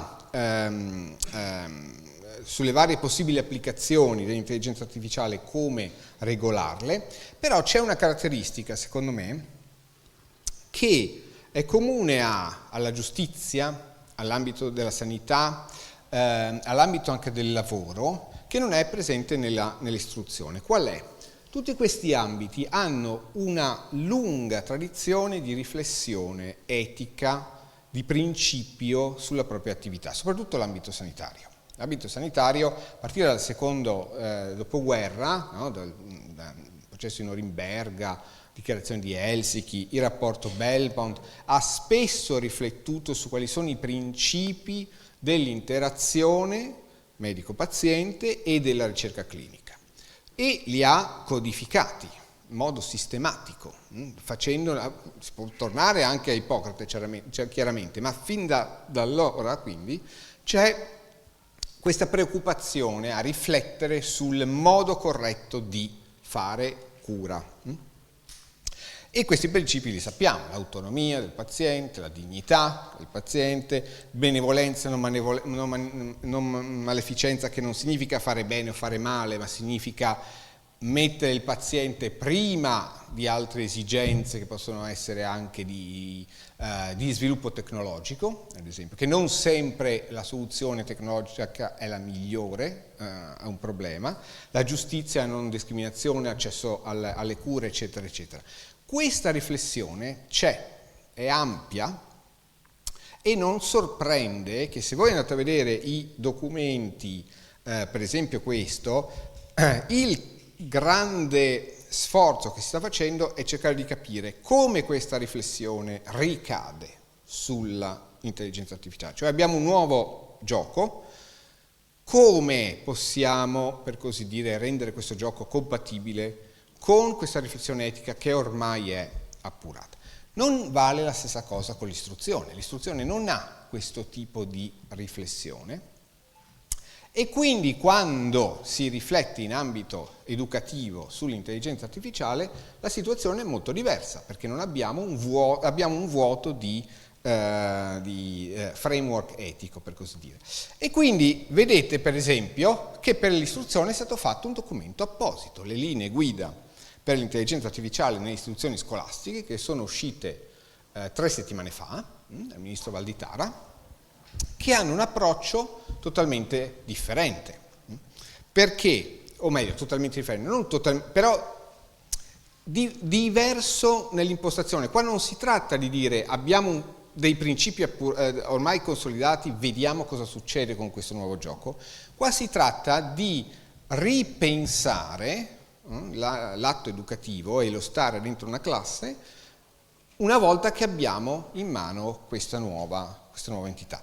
E a me piace per esempio sottolineare, vedete che ci sono questo documento delle linee guida riparte da documenti che abbiamo visto, i principi fondanti per esempio della strategia dell'introduzione dell'IA, i requisiti etici. Questi sono documenti che vengono da altri contesti, ma quando si parla dell'istruzione qua l'idea è avere un approccio più, come dire, damage control, cioè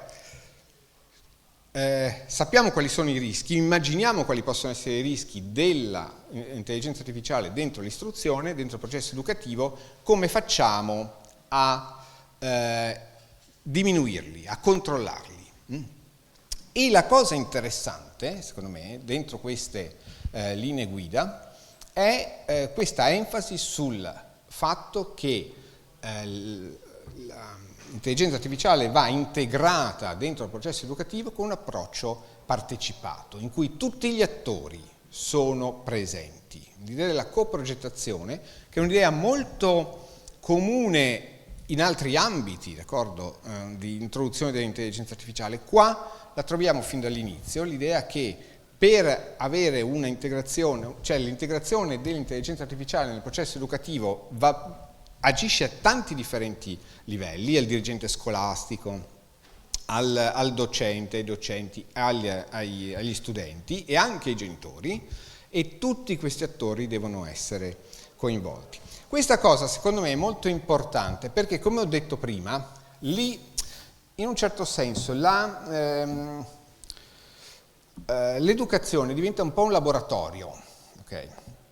Fa piacere che qua ci siano soprattutto studentesse ragazze, anche se 2 che sono appena andate, perché c'è un tema molto grande di presenza, per esempio, femminile all'interno dell'informatica. Cioè, noi abbiamo in Italia un buco nero, da questo punto di vista noi andiamo molto peggio di altri, no? Cioè, abbiamo una presenza molto bassa, intorno al 12% di ragazze nei dipartimenti di informatica. Io mi sono occupato nel mio ateneo di questo problema e mi sono occupato molto della difficoltà che le ragazze hanno verso le materie STEM e soprattutto la matematica, che non è un problema che ha a che fare con questioni cognitive, ha a che fare semplicemente con stereotipi e mancanze di autoefficacia, e quindi è importante, cioè, l'educazione diventa decisiva per il nostro futuro. Primo perché queste tecnologie, se c'è una cosa che possiamo dire secondo me, è che sono qua per restare e che quindi formeranno la spina dorsale della nostra società nel futuro. La società del futuro sarà integrazione esseri umani-macchine, e questo vuol dire che le competenze che dobbiamo insegnare, che verranno insegnate ai cittadini e alle cittadine del futuro, sono diverse da quelle che abbiamo appreso noi, che abbiamo vissuto in una società differente, ed è quindi importante e soprattutto è anche importante che questa società non sia una società diciamo così, disegnata soltanto dai maschietti, ma abbia anche la sua componente femminile. Quindi, se vogliamo dare alcune conclusioni, è una tecnologia nuova, l'intelligenza artificiale, che però almeno a questo livello secondo me rappresenta più una forma del fare che una forma del pensare. Vediamo, potrebbe anche succedere che cambino le cose, non credo rapidamente. Il fare però dell'intelligenza artificiale è profondamente diverso da quello degli esseri umani, e quindi è necessario pensare a un'integrazione di questi due fare, okay? Un'integrazione che è ovviamente di tipo etico, e questo significa partecipazione di tutti gli attori coinvolti. E seppur è vero che ci sono tanti ambiti critici, nell'immediato, okay, la sicurezza, la giustizia, il lavoro sono problemi immediati, secondo me nel medio periodo il laboratorio interessante qui è quello dell'istruzione, dove non c'è un framework etico a cui fare riferimento, bisogna costruire e riflettere anche su cosa significa fare una educazione eticamente sostenibile, e che ha il grande compito di formare individui, cittadine e cittadini che interiorizzino i principi di questa società nuova. Grazie mille. Do la parola al professor Rodriguez, medico legale dell'Università di Padova. Grazie, buonasera a tutti, grazie mille per l'invito, la cornice è splendida, stare da questa parte è meraviglioso, dalla vostra forse di meno perché avete meno prospettiva. Io vi chiedo scusa, parlerò da seduto per via di mal di schiena e mi è più di conforto stare seduto, quindi ottenute le vostre scuse, parto via velocemente, orologio sott'occhio. Allora, titolo della mia relazione: medico-paziente, intelligenza artificiale, una relazione a tre. Vi prospetto un indice che è molto nutrito, non lo leggo ma soltanto per darvi un'idea di carattere generale di quello che intendo dire.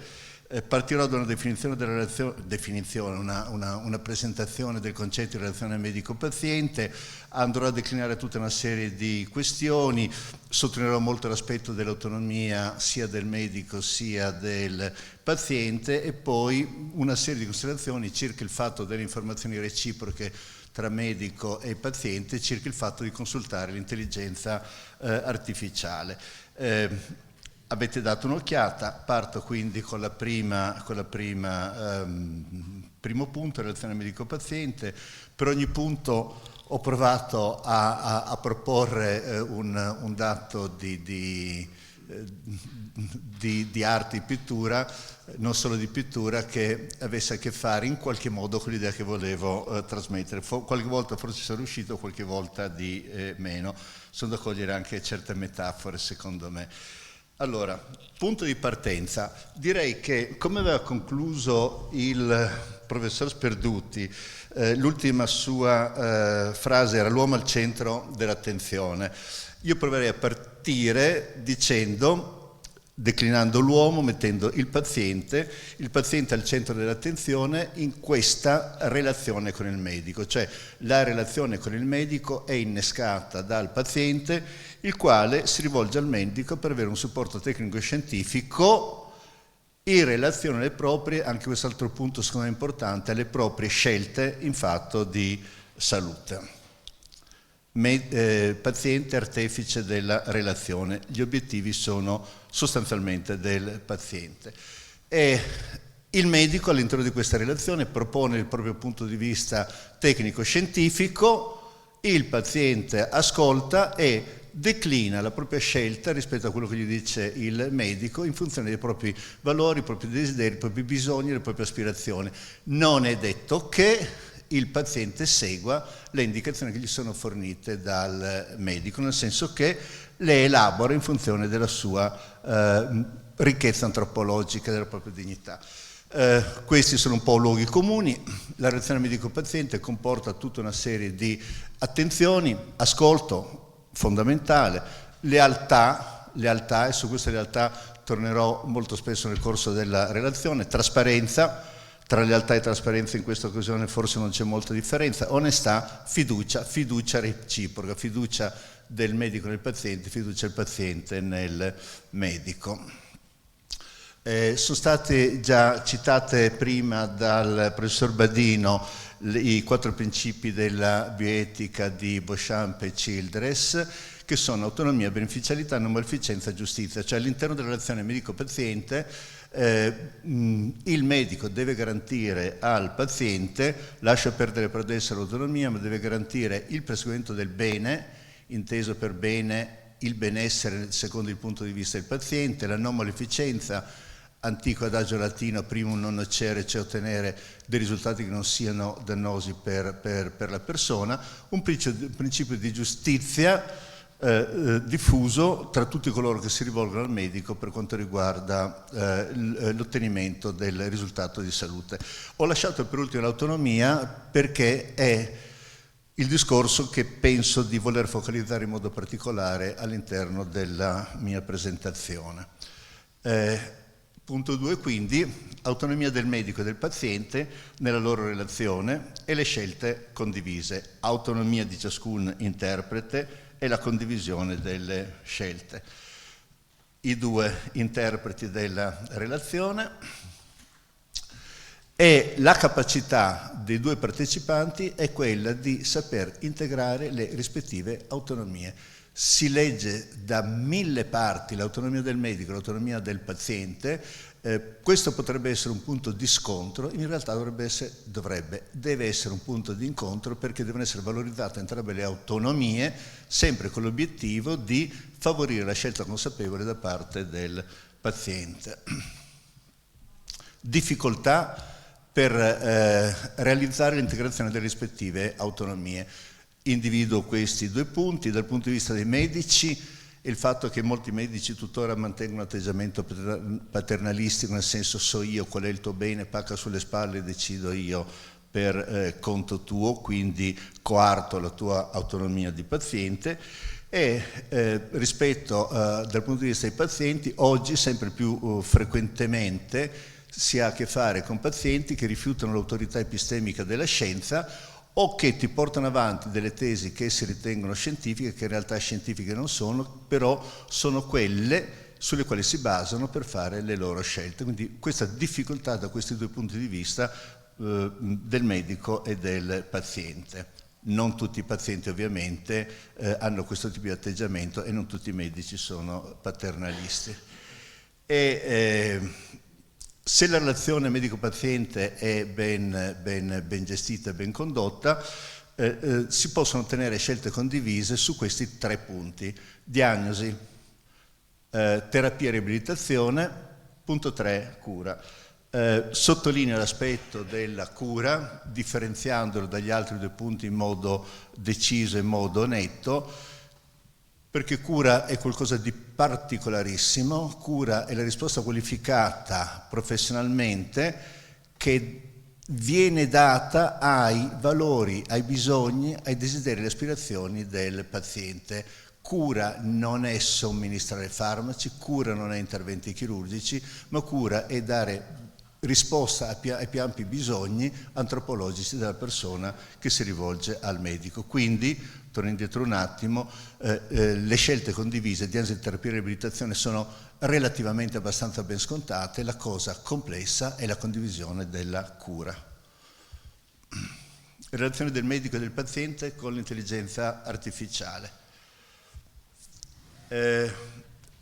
Non c'è solo la relazione medico-paziente, ma possono inserirsi relazioni intuitive. Da un lato il medico può relazionarsi con l'intelligenza artificiale per avere un supporto tecnico rispetto alle sue decisioni di carattere tecnico in ambito di diagnosi e di riabilitazione, non omesso la cura. E dall'altro canto il paziente può rivolgersi a sistemi di intelligenza artificiale per fare a sua volta delle domande circa le sue condizioni di salute e avere un punto di vista da parte dell'intelligenza artificiale, punto di vista che alle volte precede il fatto che lui si rivolga al medico, alle volte va a controllare quello che gli ha detto il medico rivolgendosi all'intelligenza artificiale.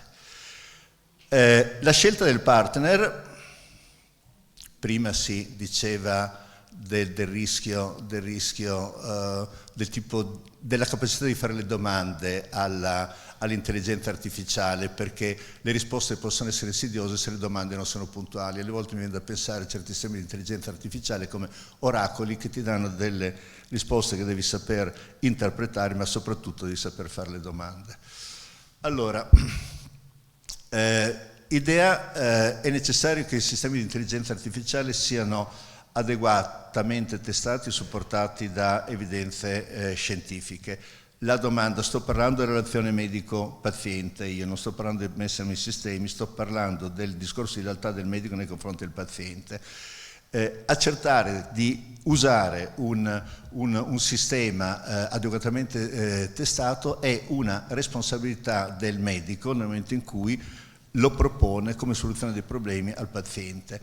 Il paziente non ha una precisa responsabilità in questo senso, comunque sicuramente di utilità per il paziente valutare questa condizione, perché se poi baserà alcune sue decisioni sul responso dell'intelligenza artificiale, è suo interesse sapere fino a che punto sia supportato da evidenze scientifiche. La mia idea è che il medico deve avere una competenza nel momento in cui usa intelligenza artificiale, quindi non solo clinica, ma relativamente all'ambito dell'intelligenza artificiale in genere è relativamente al sistema specifico che di volta in volta sta utilizzando. Qui arrivo anch'io a una cosa che si discuteva prima, è assolutamente necessario che il medico abbia una formazione specifica su questo campo. Inciso polemico, non gestita dall'intelligenza artificiale stessa, cioè nego che l'intelligenza artificiale possa essere uno strumento di educazione nei confronti del medico nel momento in cui devo dare la comprensione delle modalità di funzionamento dello strumento. Del sistema scatola nera non se ne è parlato tanto, comunque una affermazione che mi sento di fare, che in tutte le situazioni in cui ci sia un sistema scatola nera di cui non si conosce il funzionamento sia assolutamente da bandire, o perlomeno il medico deve dichiarare al paziente: guarda che sto usando un sistema a scatola nera. Sicuramente queste cose l'ho dette con maggior riferimento al medico, alla sua responsabilità nei confronti del paziente, ma come già anticipato anche il paziente ha delle responsabilità verso se stesso sul valore delle scelte che si accinge a fare. Il paziente che sfrutta l'intelligenza artificiale in modo autonomo, in genere, anzi direi quasi sempre, non conosce le modalità decisionali, non ha consapevolezza di rivolgersi a uno strumento senza sapere il razionale delle modalità decisionali e tende ad accettare acriticamente il responso della macchina. I rischi della relazione con l'intelligenza artificiale. Metropolis, Fritz Lang, 1927, avevamo i primi segnali. Il rischio è che l'intelligenza artificiale assuma di fatto un ruolo direttivo rispetto al giudizio sia del medico sia del paziente. Questo è il rischio che il medico dovrà assolutamente valutare, limitando la loro autonomia. Cito perché c'è una convergenza tra le cose che sono state dette in precedenza. Il professor Badino parlava da un lato di opacità, io ho accennato alla questione delle scatole nere e ha sottolineato molto in quella diapositiva in cui figura anche l'opacità, anche il discorso dell'autonomia, cioè l'autonomia che noi dobbiamo riconoscere è quella del paziente e del medico, guai se sovrastasse rispetto a loro l'autonomia del sistema dell'intelligenza artificiale. Il rischio quindi che l'intelligenza artificiale limiti l'autonomia dei due partecipanti, dall'altro lato non consideri gli aspetti relativi alla cura. Gli aspetti relativi alla cura, poi magari ci avviciniamo rispetto a quello che era stato detto con l'immagine, la mimica facciale, iniziamo a avvicinarci alla cura, ma riprendo dopo questo discorso. Allora, se l'intelligenza artificiale assumesse un ruolo direttivo, il processo che porta alle scelte condivise sarebbe snaturato nella sua essenza, cioè il paziente non sceglierebbe più, sarebbe l'intelligenza artificiale che indirizza il paziente verso una decisione, passando sopra come un rullo compressore su valori, aspirazioni, desideri del paziente stesso. Va dunque salvaguardata l'autonomia sia del medico sia del paziente, l'ho già anticipato, e da un lato quindi abbiamo da difendere l'autonomia del medico perché è un requisito ineludibile, perché possa il medico elaborare le proprie valutazioni senza essere condizionato dall'intelligenza artificiale e possa esprimere il proprio giudizio tecnico-scientifico. Non mi ricordo più, si era parlato prima da qualcuno di intelligenza artificiale che esprima giudizi, il che nell'ambito della relazione medico-paziente mi fa tremare i polsi. L'informazione al partner è l'intenzione di avvalersi di un sistema di intelligenza artificiale. Ho parlato di lealtà e trasparenza all'inizio. Lealtà e trasparenza, che informano la relazione, impongono di dichiarare anticipatamente al partner l'intenzione di avvalersi di un sistema di intelligenza artificiale. Deve essere un discorso fatto in piena lealtà, se no che relazione è quella in cui di nascosto l'uno e l'altro consultano l'intelligenza artificiale senza dichiararlo. Quali informazioni il medico deve dare al paziente? Sicuramente può affidarsi all'intelligenza artificiale solo dopo aver ottenuto il consenso del paziente il discorso io paziente mi rivolgo al medico, se io medico poi consulto l'intelligenza artificiale deve essere autorizzata in questo senso dal paziente, se no tradisco alla radice la relazione col paziente stesso. Il medico dovrà fornirgli tutte le pertinenti informazioni garantendo che la loro relazione non ricadrà nel modello strumentale. Questa classica classificazione di Emanuel ed Emanuel richiama i 4 modelli della relazione medico-paziente, identifica da un lato il paternalistico che abbiamo accennato prima, il deliberativo è quello in cui il medico non guarda in faccia a nessuno, stabilisce lui al di là anche del paternalismo, il formativo e interpretativo, quello in cui il medico si propone come amico informativo o come consulente interpretativo, cioè sono graduazioni diverse di diciamo così, empatia o prepotenza nei confronti del paziente. Emanuel ed Emanuel parlano del modello strumentale, quello in cui la macchina sopravvanza l'autonomia di tutti, loro intitolano il loro lavoro 4 modelli, mettono una pietra tombale sul modello strumentale dicendo che proprio non ha nulla a che fare con la relazione medico-paziente. Quindi io dico, cosa avevo scritto, il medico deve garantire al paziente di non farsi sopravanzare dalla macchina e negare il modello strumentale come parametro di riferimento per la loro relazione. Gli aspetti particolari, mi avvio a concludere, gli aspetti particolari delle informazioni del medico nei confronti del paziente. Si parlava prima del gioco di scacchi, questo c'è un grande precedente di pseudo intelligenza artificiale, è stato oggetto anche di un racconto di Edgar Allan Poe questa questione, e la soluzione di questa macchina che giocava a scacchi è presto spiegata con la presenza di una intelligenza non artificiale di dimensioni adeguate. Questa è la scaletta, ma adesso le ripasso uno per uno, è la scaletta di indicazioni che secondo me, attenzione, in letteratura di articoli in relazione medico-paziente, in relazione all'intelligenza artificiale sono 3 o 4 e sono probabilmente tutte quante lettere all'editore. Ci sono alcuni articoli che riguardano i profili etici. Io penso di aver estrapolato a questi lavori sui profili etici e cercato di fare una sorta di schema base sulla relazione medico-paziente in queste circostanze. Allora, secondo me, secondo quello che ho ricavato dalla letteratura, in parte freno del mio sacco, in parte no, il medico dovrà indicare al paziente tutta sta sfilza di cose. Diventa una cosa pesantissima, però la relazione medico-paziente nasce per desiderio del paziente secondo un patto, un certo obiettivo. Se io medico cambio le regole di questo patto, le devo dichiarare al paziente. Allora, devo dichiarare che userò un supporto intelligenza artificiale, quale supporto utilizzerò. Quale competenza ho io? Sono un dilettante. Attenzione, sull'intelligenza artificiale, questo sarebbe una relazione a parte, è un'attività di sperimentazione di massa fatta assolutamente senza regole. Qual è la competenza del medico nell'ambito dell'intelligenza artificiale in genere? Sono un dilettante o un esperto. Che competenza ho su quello specifico strumento che sto utilizzando? Me l'ha detto l'amico, lo sto utilizzando oppure ci ho studiato sopra. Quali sono le evidenze scientifiche sul quale lo strumento si basa?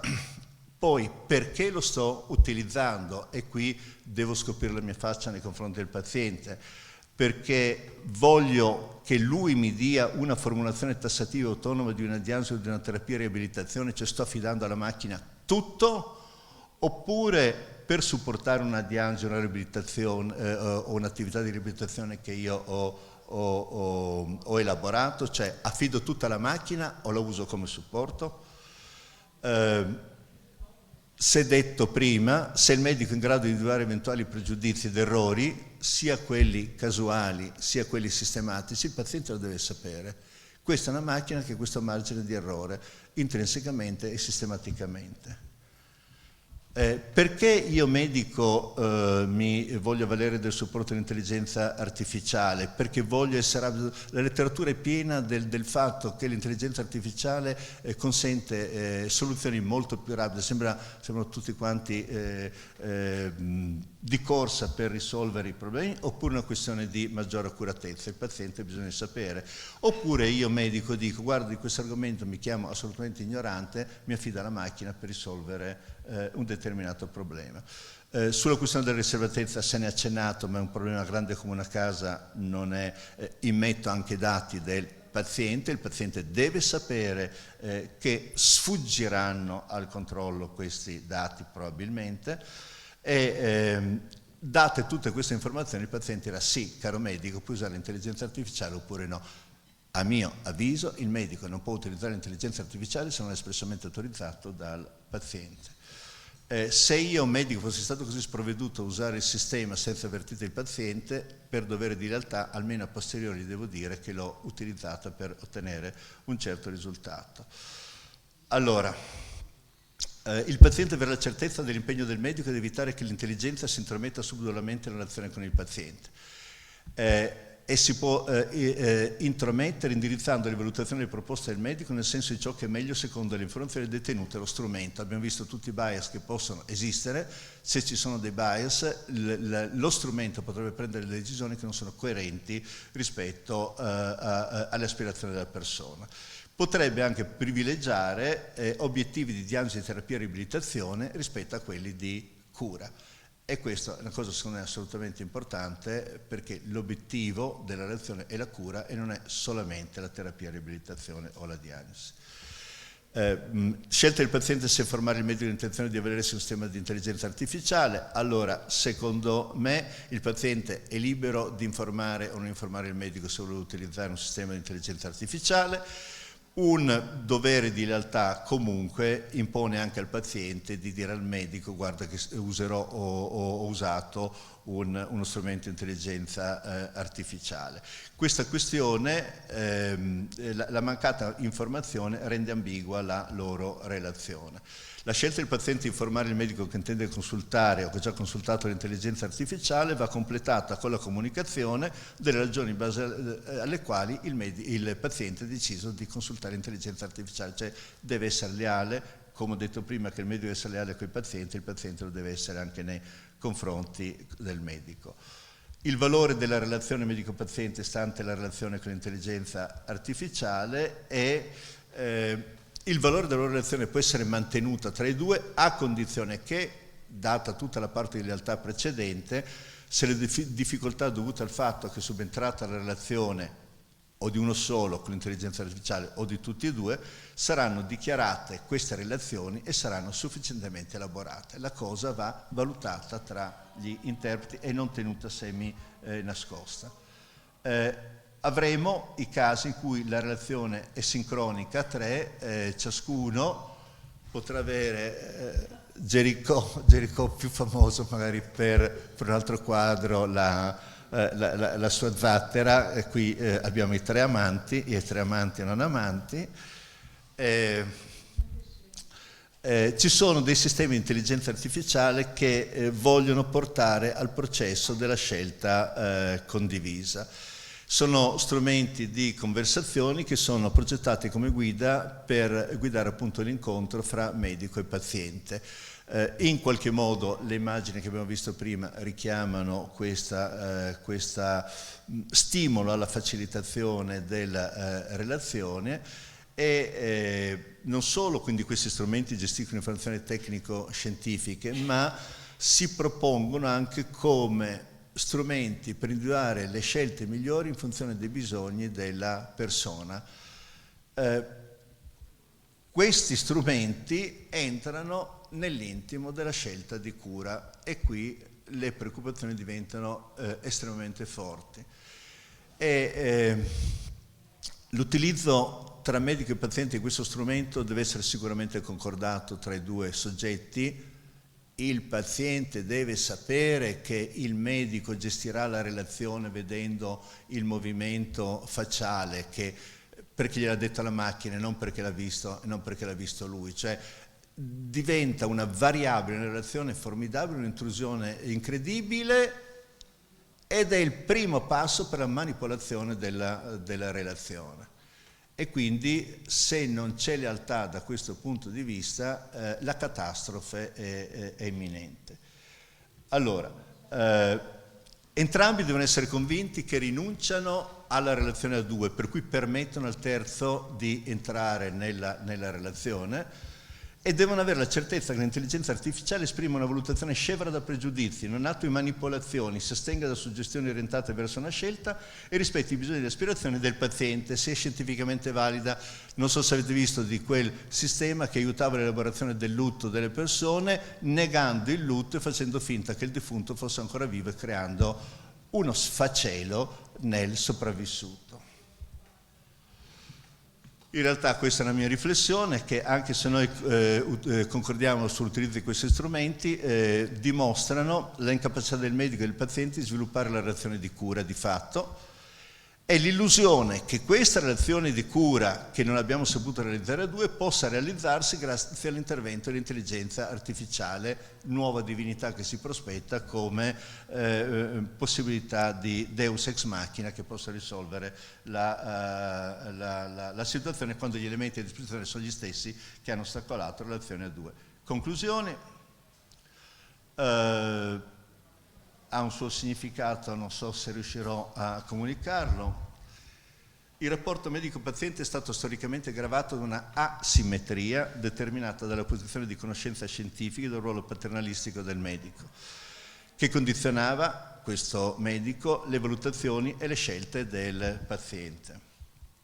La simmetria nel rapporto medico-paziente era in fase di superamento grazie al miglioramento della comunicazione tra i due e al riconoscimento, rispettivamente, della responsabilità del medico e della voluntas groti quale suprema lex, l'autodeterminazione del paziente. Tale processo di superamento non è stato certo favorito dalla nascita dei nuovi rapporti a due, medico-intelligenza artificiale e paziente-intelligenza artificiale, né da quello a tre, medico-paziente-intelligenza artificiale. In questi nuovi rapporti è possibile che si creino asimmetrie distribuite in una scala gerarchica.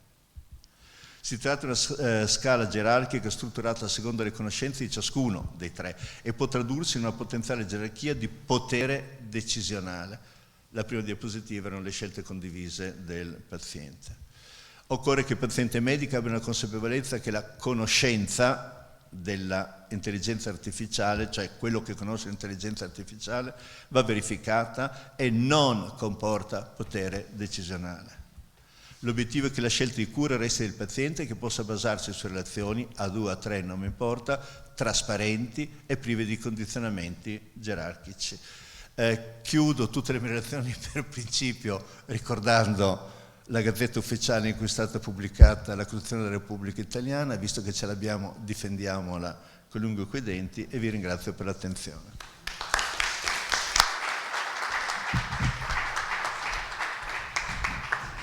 Professor Pagliani, Leopoldo, a te.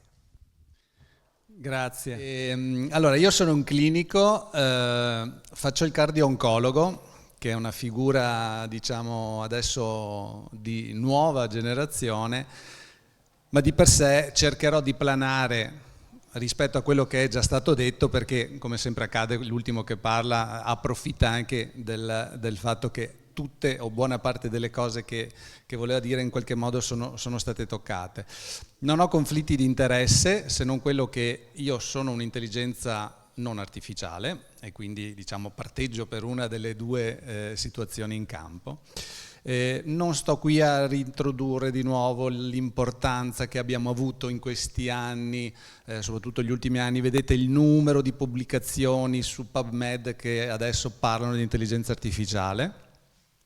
Parto da un numero che è questo, 12,6. Cosa sarà questo 12,6? 12,6 è il consumo energetico del nostro cervello. Se noi facciamo un metabolismo basale di circa 1300 calorie, 56 calorie all'ora, il cervello di solito consuma il 20%, ecco che allora il nostro cervello, per tutte queste attività che riesce a fare, consuma quanto una vecchia lampadina a incandescenza. Se noi consideriamo uno dei, non il più recente, ma insomma uno dei computer più importanti su cui si è studiata l'intelligenza artificiale, vedete, ne consuma ben 80.000 watt all'ora, quindi se non altro possiamo dire siamo più efficienti, e questa è già una cosa importante. Parlerò di machine learning soprattutto per dire noi cardiologi, ma noi medici, stiamo già partecipando, come è stato detto, a queste dinamiche. Cioè stiamo facendo imparare questa intelligenza artificiale. Ci sono 3 tipi probabilmente, naturalmente il professore mi dirà se sbaglio, non è questo il mio ambito, ma ci sono 3 dinamiche che noi approfondiamo, cioè quello dell'apprendimento supervisionato, quindi l'algoritmo viene addestrato su un set di dati e questo a noi può essere utile perché ci sono dei modelli che in qualche maniera etichettano e identificano la presenza di anomalie, quindi noi diciamo all'intelligenza artificiale prendi questa etichetta uguale a malattia, quindi quando tu vedrai queste cose devi dirci che c'è la malattia. Poi c'è una dinamica non supervisionata, noi ti diamo tutto quello che puoi trovare relativamente a dati non etichettati e tu costruisci poi i risultati, quindi è già un passo successivo. Ad esempio un modello non supervisionato è quello che raggruppa cartelle cliniche anonimizzate, speriamo che siano anonimizzate, non sempre lo sono, ma su questo vediamo, e attraverso queste cartelle trova tutte quelle dinamiche che possono in qualche maniera legare stili di vita, fattori di rischio a certe malattie, proprio per intervenire sul processo clinico. E poi quello anche più interessante, se vogliamo, che è l'apprendimento con rinforzo, cioè noi facciamo imparare all'intelligenza artificiale qualcosa per farlo interagire con l'ambiente. Compiamo delle azioni in maniera che l'intelligenza abbia poi un feedback. Ne abbiamo parlato tanto, questo è il primo esempio di feedback, questa è la foto di quella famosa partita tra Deep Blue e Kasparov. Tra l'altro la cosa interessante è che Deep Blue ha imparando dalle mosse di Kasparov, quindi diciamo è quella la situazione principale. Per andare anche più sul concreto, un altro esempio molto famoso è questo, ce l'abbiamo in casa tutti, l'aspirapolvere impara come è fatto il nostro appartamento e poi pulisce a seconda di come ha imparato che il nostro appartamento è fatto. Ma questo ancora deriva da un processo, se vogliamo, ancora più antico, inizio del secolo, gli studi sul cane di Pavlov, il condizionamento. Il condizionamento è questo, quindi io do la mia ciotola al cane, il cane comincia a salivare, se associo alla ciotola anche il campanello, il cane saliverà, poi toglierò la ciotola e quindi avrò un cane che saliva solamente col campanello. Quindi c'è tutto un aspetto che è legato a questa fase di rinforzo. Allora, noi come lo stiamo utilizzando adesso questa intelligenza artificiale? Soprattutto sull'analisi dei dati. Noi siamo adesso probabilmente nella 4ª rivoluzione industriale.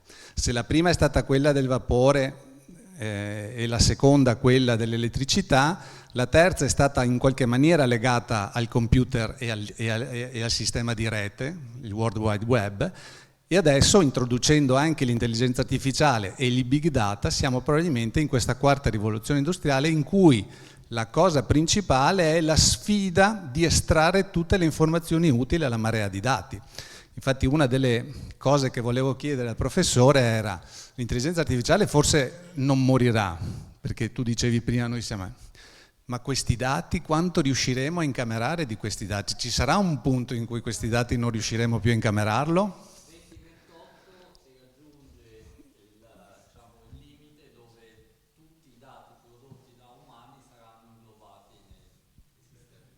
Quindi, perfetto. Ecco, perché vedete quelli che sono i numeri dei dati che noi inseriamo nel sistema costantemente. Al minuto ci sono circa 21 milioni di messaggi di WhatsApp, ci sono 500 ore di contenuti su YouTube, quindi nel 2022 sono stati creati 10 alla 21esima gigabyte, 1 trilione di gigabyte. I dati hanno delle caratteristiche, all'inizio avevano principalmente 3 caratteristiche, quindi il volume, la varietà e la velocità con cui possono essere elaborati. Adesso sono addirittura 8, mi soffermo solo su uno che è il numero 2, che è il valore. Ecco, i dati sanitari ad esempio sono una delle cose più rubate in assoluto. Gli hacker rubano spesso a industrie su cui possono accedere a dati sanitari, perché il dato sanitario è un dato sensibile ed è un dato molto importante. Poi su come lo usano, quello è un altro discorso, però assicurazioni, stili di vita, ecco. Per cui dobbiamo stare attenti soprattutto a questo aspetto. La cosa più affascinante è il supporto naturalmente alle decisioni terapeutiche, questo è un po' il quadro. Cito nuovamente quel lavoro naturalmente che è stato fatto, è logico che ci fa naturalmente preoccupare questa situazione per cui il medico con ChatGPT sia, non dico più efficiente, ma in qualche maniera che dia delle risposte migliori. Lo studio era stato fatto su 100 medici divisi in 2 gruppi che dovevano affrontare 5 quesiti medici, quindi 5 casi clinici. Non è tanto il fatto che con ChatGPT il medico acquisisca più competenza rispetto alle normali, insomma venivano chiamate convenzionali risorse, è del fatto come ChatGPT da sola equivalga al medico più ChatGPT. In uno degli ambiti che utilizzo più spesso, che noi cardiologi utilizziamo più spesso, che è quello dell'ecocardiografia, vedete che parte un po' da lontano questa progressione dell'automatismo. Si parte dall'inizio degli anni 80, via via, quindi per arrivare poi a quella che è la dinamica vera dell'intelligenza artificiale. Noi partivamo da qua, quindi un M-Mod, misuravamo con il nostro ecografo delle singole sezioni, dovevamo capire un po' quello che succedeva. Adesso non è più così. Adesso abbiamo un ecografo che ci permette in qualche modo di cogliere la tridimensionalità del cuore, ci dice naturalmente quando stiamo sbagliando. Noi abbiamo l'opportunità, per fortuna, almeno per adesso, di dire anche a lui che non siamo d'accordo con quello che ha deciso e quindi possiamo dare la nostra ipotesi. Lui naturalmente in qualche maniera il software pesca in milioni e milioni di esami che ha all'interno della procedura e cosa fa? Ricostruisce il cuore in maniera naturalmente perfetta, in una maniera che ci permetta di vedere tutte le caratteristiche che in un modo o nell'altro il cuore fisiologico o patologico in qualche maniera ci consente di avere. E questa è già intelligenza artificiale. Faccio outing, non chiedo al paziente se è d'accordo di utilizzare, utilizzo l'ecografo che ce l'ha e non chiedo niente al paziente, questo è un altro problema, giustamente.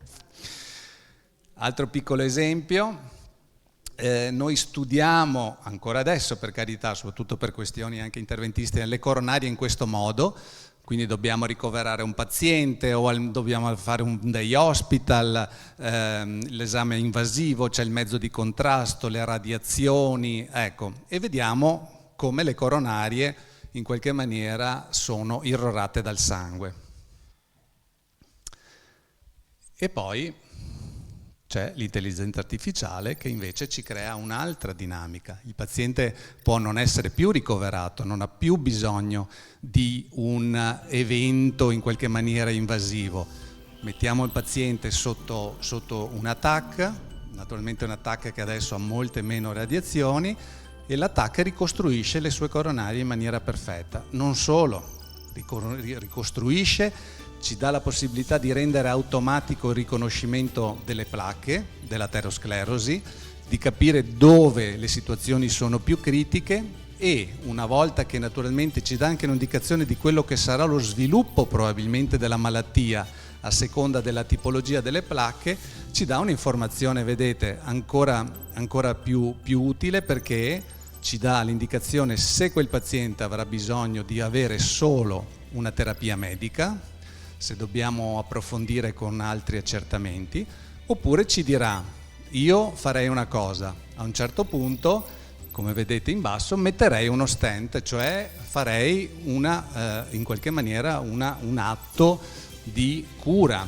e sarà il programma a dirmi fai una cosa o fai l'altra. Ecco che l'intelligenza artificiale su questo ci dà un'idea completa del percorso di cura. ci servirà per l'automazione dei processi diagnostici, su questo non c'è dubbio. Il mio paziente arriva in pronto soccorso, ha un dolore, noi inseriamo la macchina fa una valutazione dell'ECG, inseriremo tutti i dati, lo stiamo già facendo, dopo questo inserimento il sistema ci dirà di escludere una patologia cardiaca, ci dirà di osservare perché ancora non ha ben capito cosa succederà, o ci dirà confermo, il paziente ha un infarto e deve essere trattato.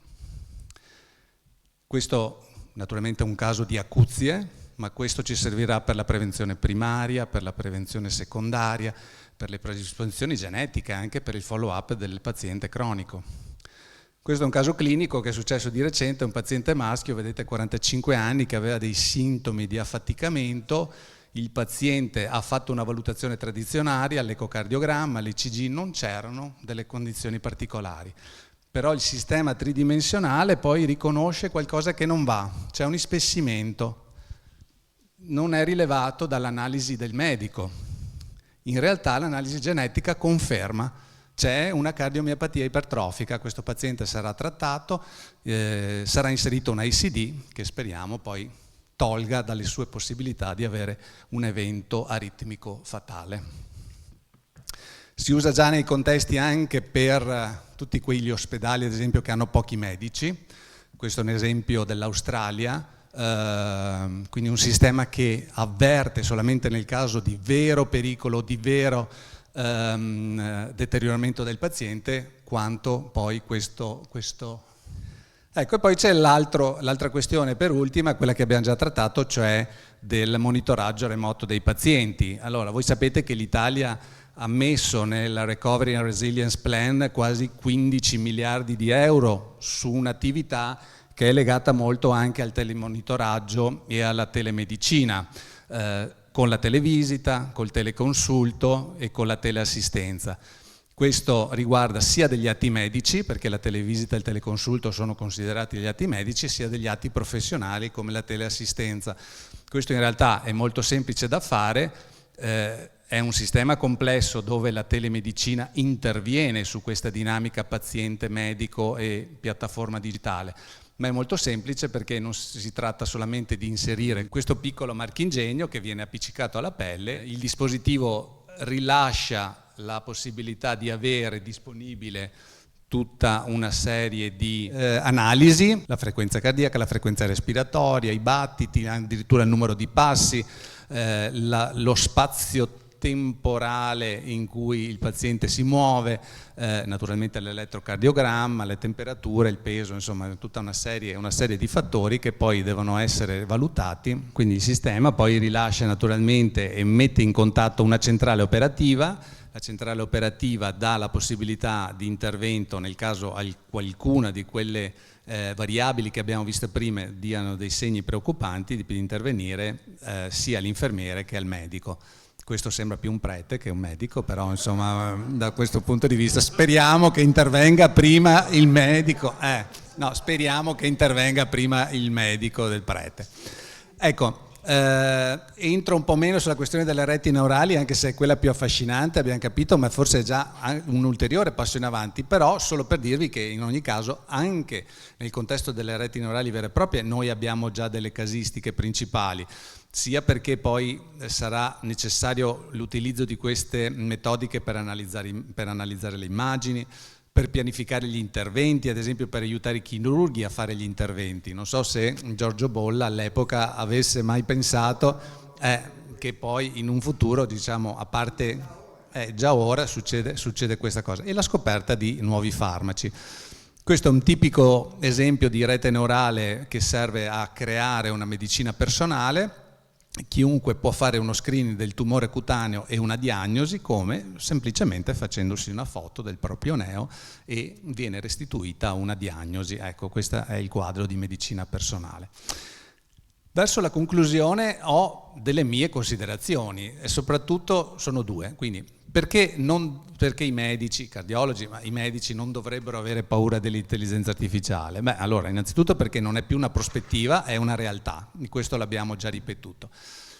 Secondo, è un mercato E come tutti i mercati, soprattutto di un peso del genere, vedete 102 miliardi di dollari entro il 2028, con un aumento del 37% all'anno. Come tutti i mercati di questo tipo è inarrestabile l'ascesa. E quindi la domanda non è più se cambierà la medicina, o meglio se l'intelligenza artificiale cambierà la medicina, ma quanto velocemente sostituirà le competenze che non pensavamo fossero in qualche maniera sostituibili. Quindi abbiamo capito, e questa è la verità scomoda, che però noi medici dobbiamo mettere in tasca. L'accuratezza nella diagnosi dell'infarto cardiaco dell'intelligenza artificiale è il 94,6%, quella del medico è 78,2%. Il tasso di errore dell'intelligenza artificiale per questa dinamica è 0,3%, quella del medico è 12,7%. Quindi, come avevamo visto nello studio di Nature prima, la domanda è: ma se un algoritmo è più accurato di quello che potremmo fare noi, qual è il valore aggiunto che noi diamo? Cioè la risposta a questa domanda, cioè qual è il valore del medico, probabilmente delinea il futuro della professione futura. È questo che dovremo cercare a capire. Eric Topol, che è un cardiologo di fama internazionale che sta lavorando e ha lavorato molto sull'intelligenza artificiale, in realtà ha già trovato una risposta al bicchiere mezzo pieno. Ovvero, se tutta l'intelligenza artificiale che comunque noi possiamo governare ad esempio permette di togliere tutta la burocrazia che adesso non ci fa nemmeno guardare in faccia i pazienti quando entrano, ecco che allora questo è veramente un contributo imprescindibile dell'intelligenza artificiale. E quindi già questo può essere una causa per non averne paura.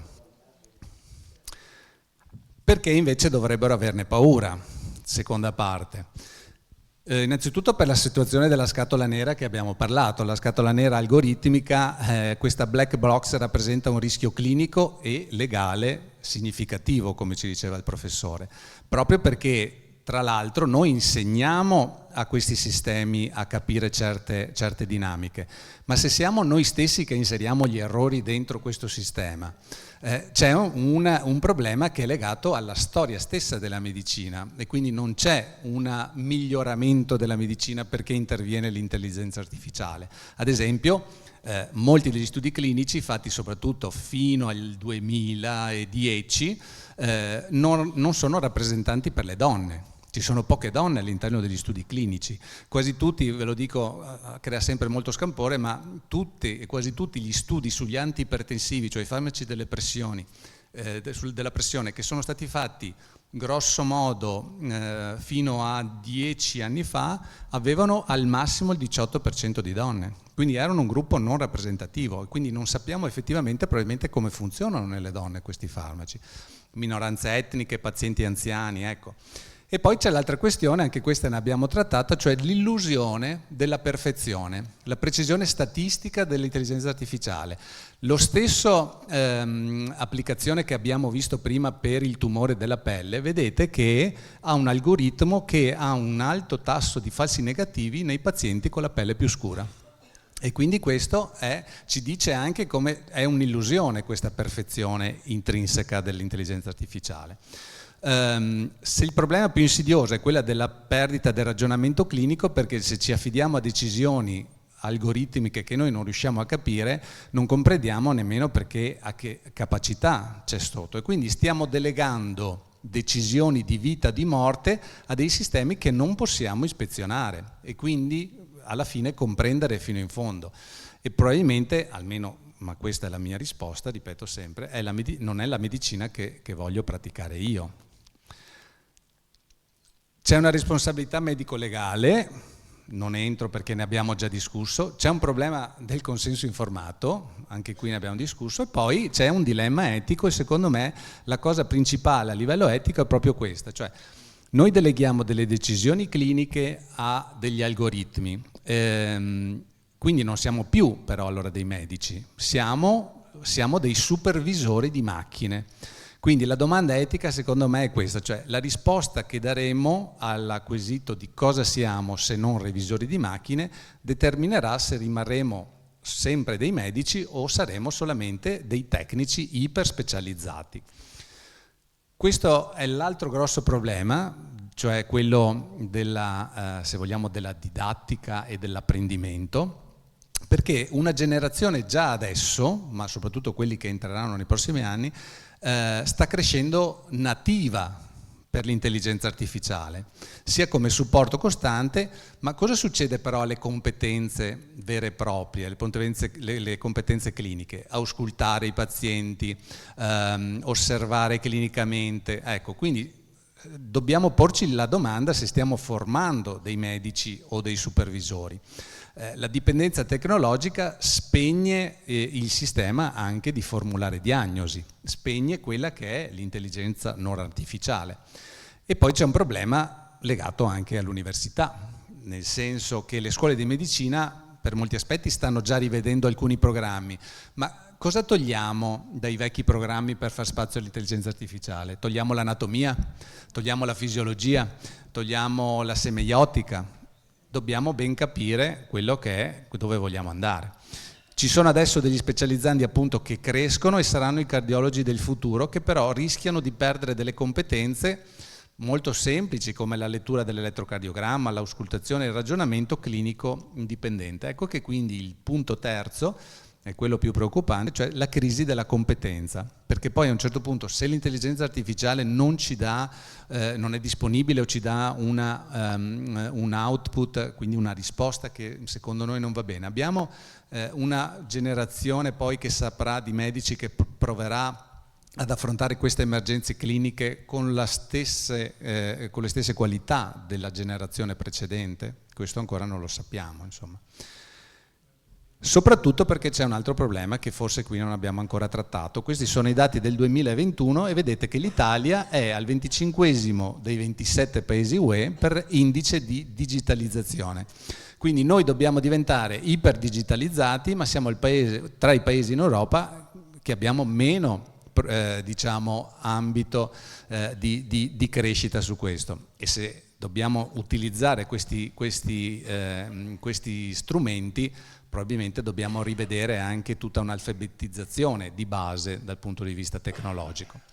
Ecco, qui per concludere ho fatto una timeline, quindi noi adesso nel 2025 abbiamo un'integrazione, quindi l'intelligenza artificiale crea il supporto diagnostico, il cardiologo mantiene il controllo decisionale, ma è supportato da algoritmi.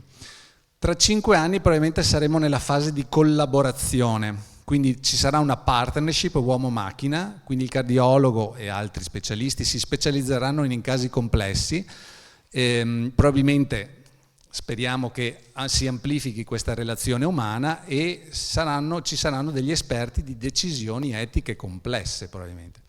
Nel 2035, quindi tra una decina d'anni, probabilmente ci saranno dei ruoli emergenti, ci sarà uno specialista in interpretazione algoritmica e ci saranno dei consulenti per i dilemmi etici all'intelligenza artificiale correlati. E le competenze quindi probabilmente del futuro devono essere quella dell'interpretazione, la gestione dell'incertezza, la comunicazione empatica, dovremo di nuovo imparare ad essere con i nostri pazienti, e quella di un'etica computazionale. Io prevedo, ci sono 3 scenari possibili. C'è lo scenario pessimistico, cioè il cardiologo viene marginalizzato, l'intelligenza artificiale gestisce tutto e il cardiologo diventa un supervisore, quello di cui parlavamo prima. Poi c'è uno scenario più ottimistico, il cardiologo potenziato, l'intelligenza artificiale diventa un potente alleato che libera il medico dai compiti rutinari e quindi permette un vero e proprio approccio solamente clinico. E poi probabilmente ci sarà uno scenario che sarà quello della biforcazione professionale. Ci sarà da un lato un cardiologo basic che verrà sostituito dall'intelligenza artificiale per la routine e super specialisti che devono dominare delle tecnologie sempre più complesse, e questo probabilmente però potrebbe portare a una classe media della professione che rischia l'estinzione in tutti i momenti. Bisogna capire se vogliamo in questo momento, quindi all'inizio di questa timeline, essere in qualche maniera protagonisti o delle vittime, perché se noi abbracciamo l'inevitabile, sviluppiamo queste competenze ibride, rivendichiamo il valore umano e guidiamo la trasformazione, non siamo più in qualche maniera fermi nelle nostre posizioni. Per cui io direi che la paura di queste dinamiche è razionale, però l'inazione è suicida. Dobbiamo essere noi a governare questa dinamica, perché il futuro appartiene appunto a chi ha il coraggio di abbracciare questo genere di tristezza. Vi lascio con questa che sarà la domanda che vi terrà svegli questa notte, cioè tra 10 anni, quando un paziente avrà un infarto, chiamerà ancora un cardiologo? Chi lo sa? Quella che è la mia risposta è questa. Allora, la medicina è sempre stata in un criterio di evoluzione, rivoluzioni diciamo individuali, rivoluzioni tecnologiche, dalla scoperta degli antibiotici in poi, solo per fare le cose più importanti. Questa volta è diverso perché l'intelligenza non sostituisce uno strumento o non dà un'opportunità terapeutica, sostituisce, potrebbe sostituire il nostro processo cognitivo e la capacità di ragionamento. Però il futuro penso sia il relato, come detto prima, da come risponderemo a questa sfida. E la scelta per ora è ancora nostra. C'era qualche mio predecessore ben più titolato che comunque diceva questo: non è la specie più forte che sopravvive, né la più intelligente, ma quella più reattiva al cambiamento. Speriamo di essere noi quella più reattiva al cambiamento.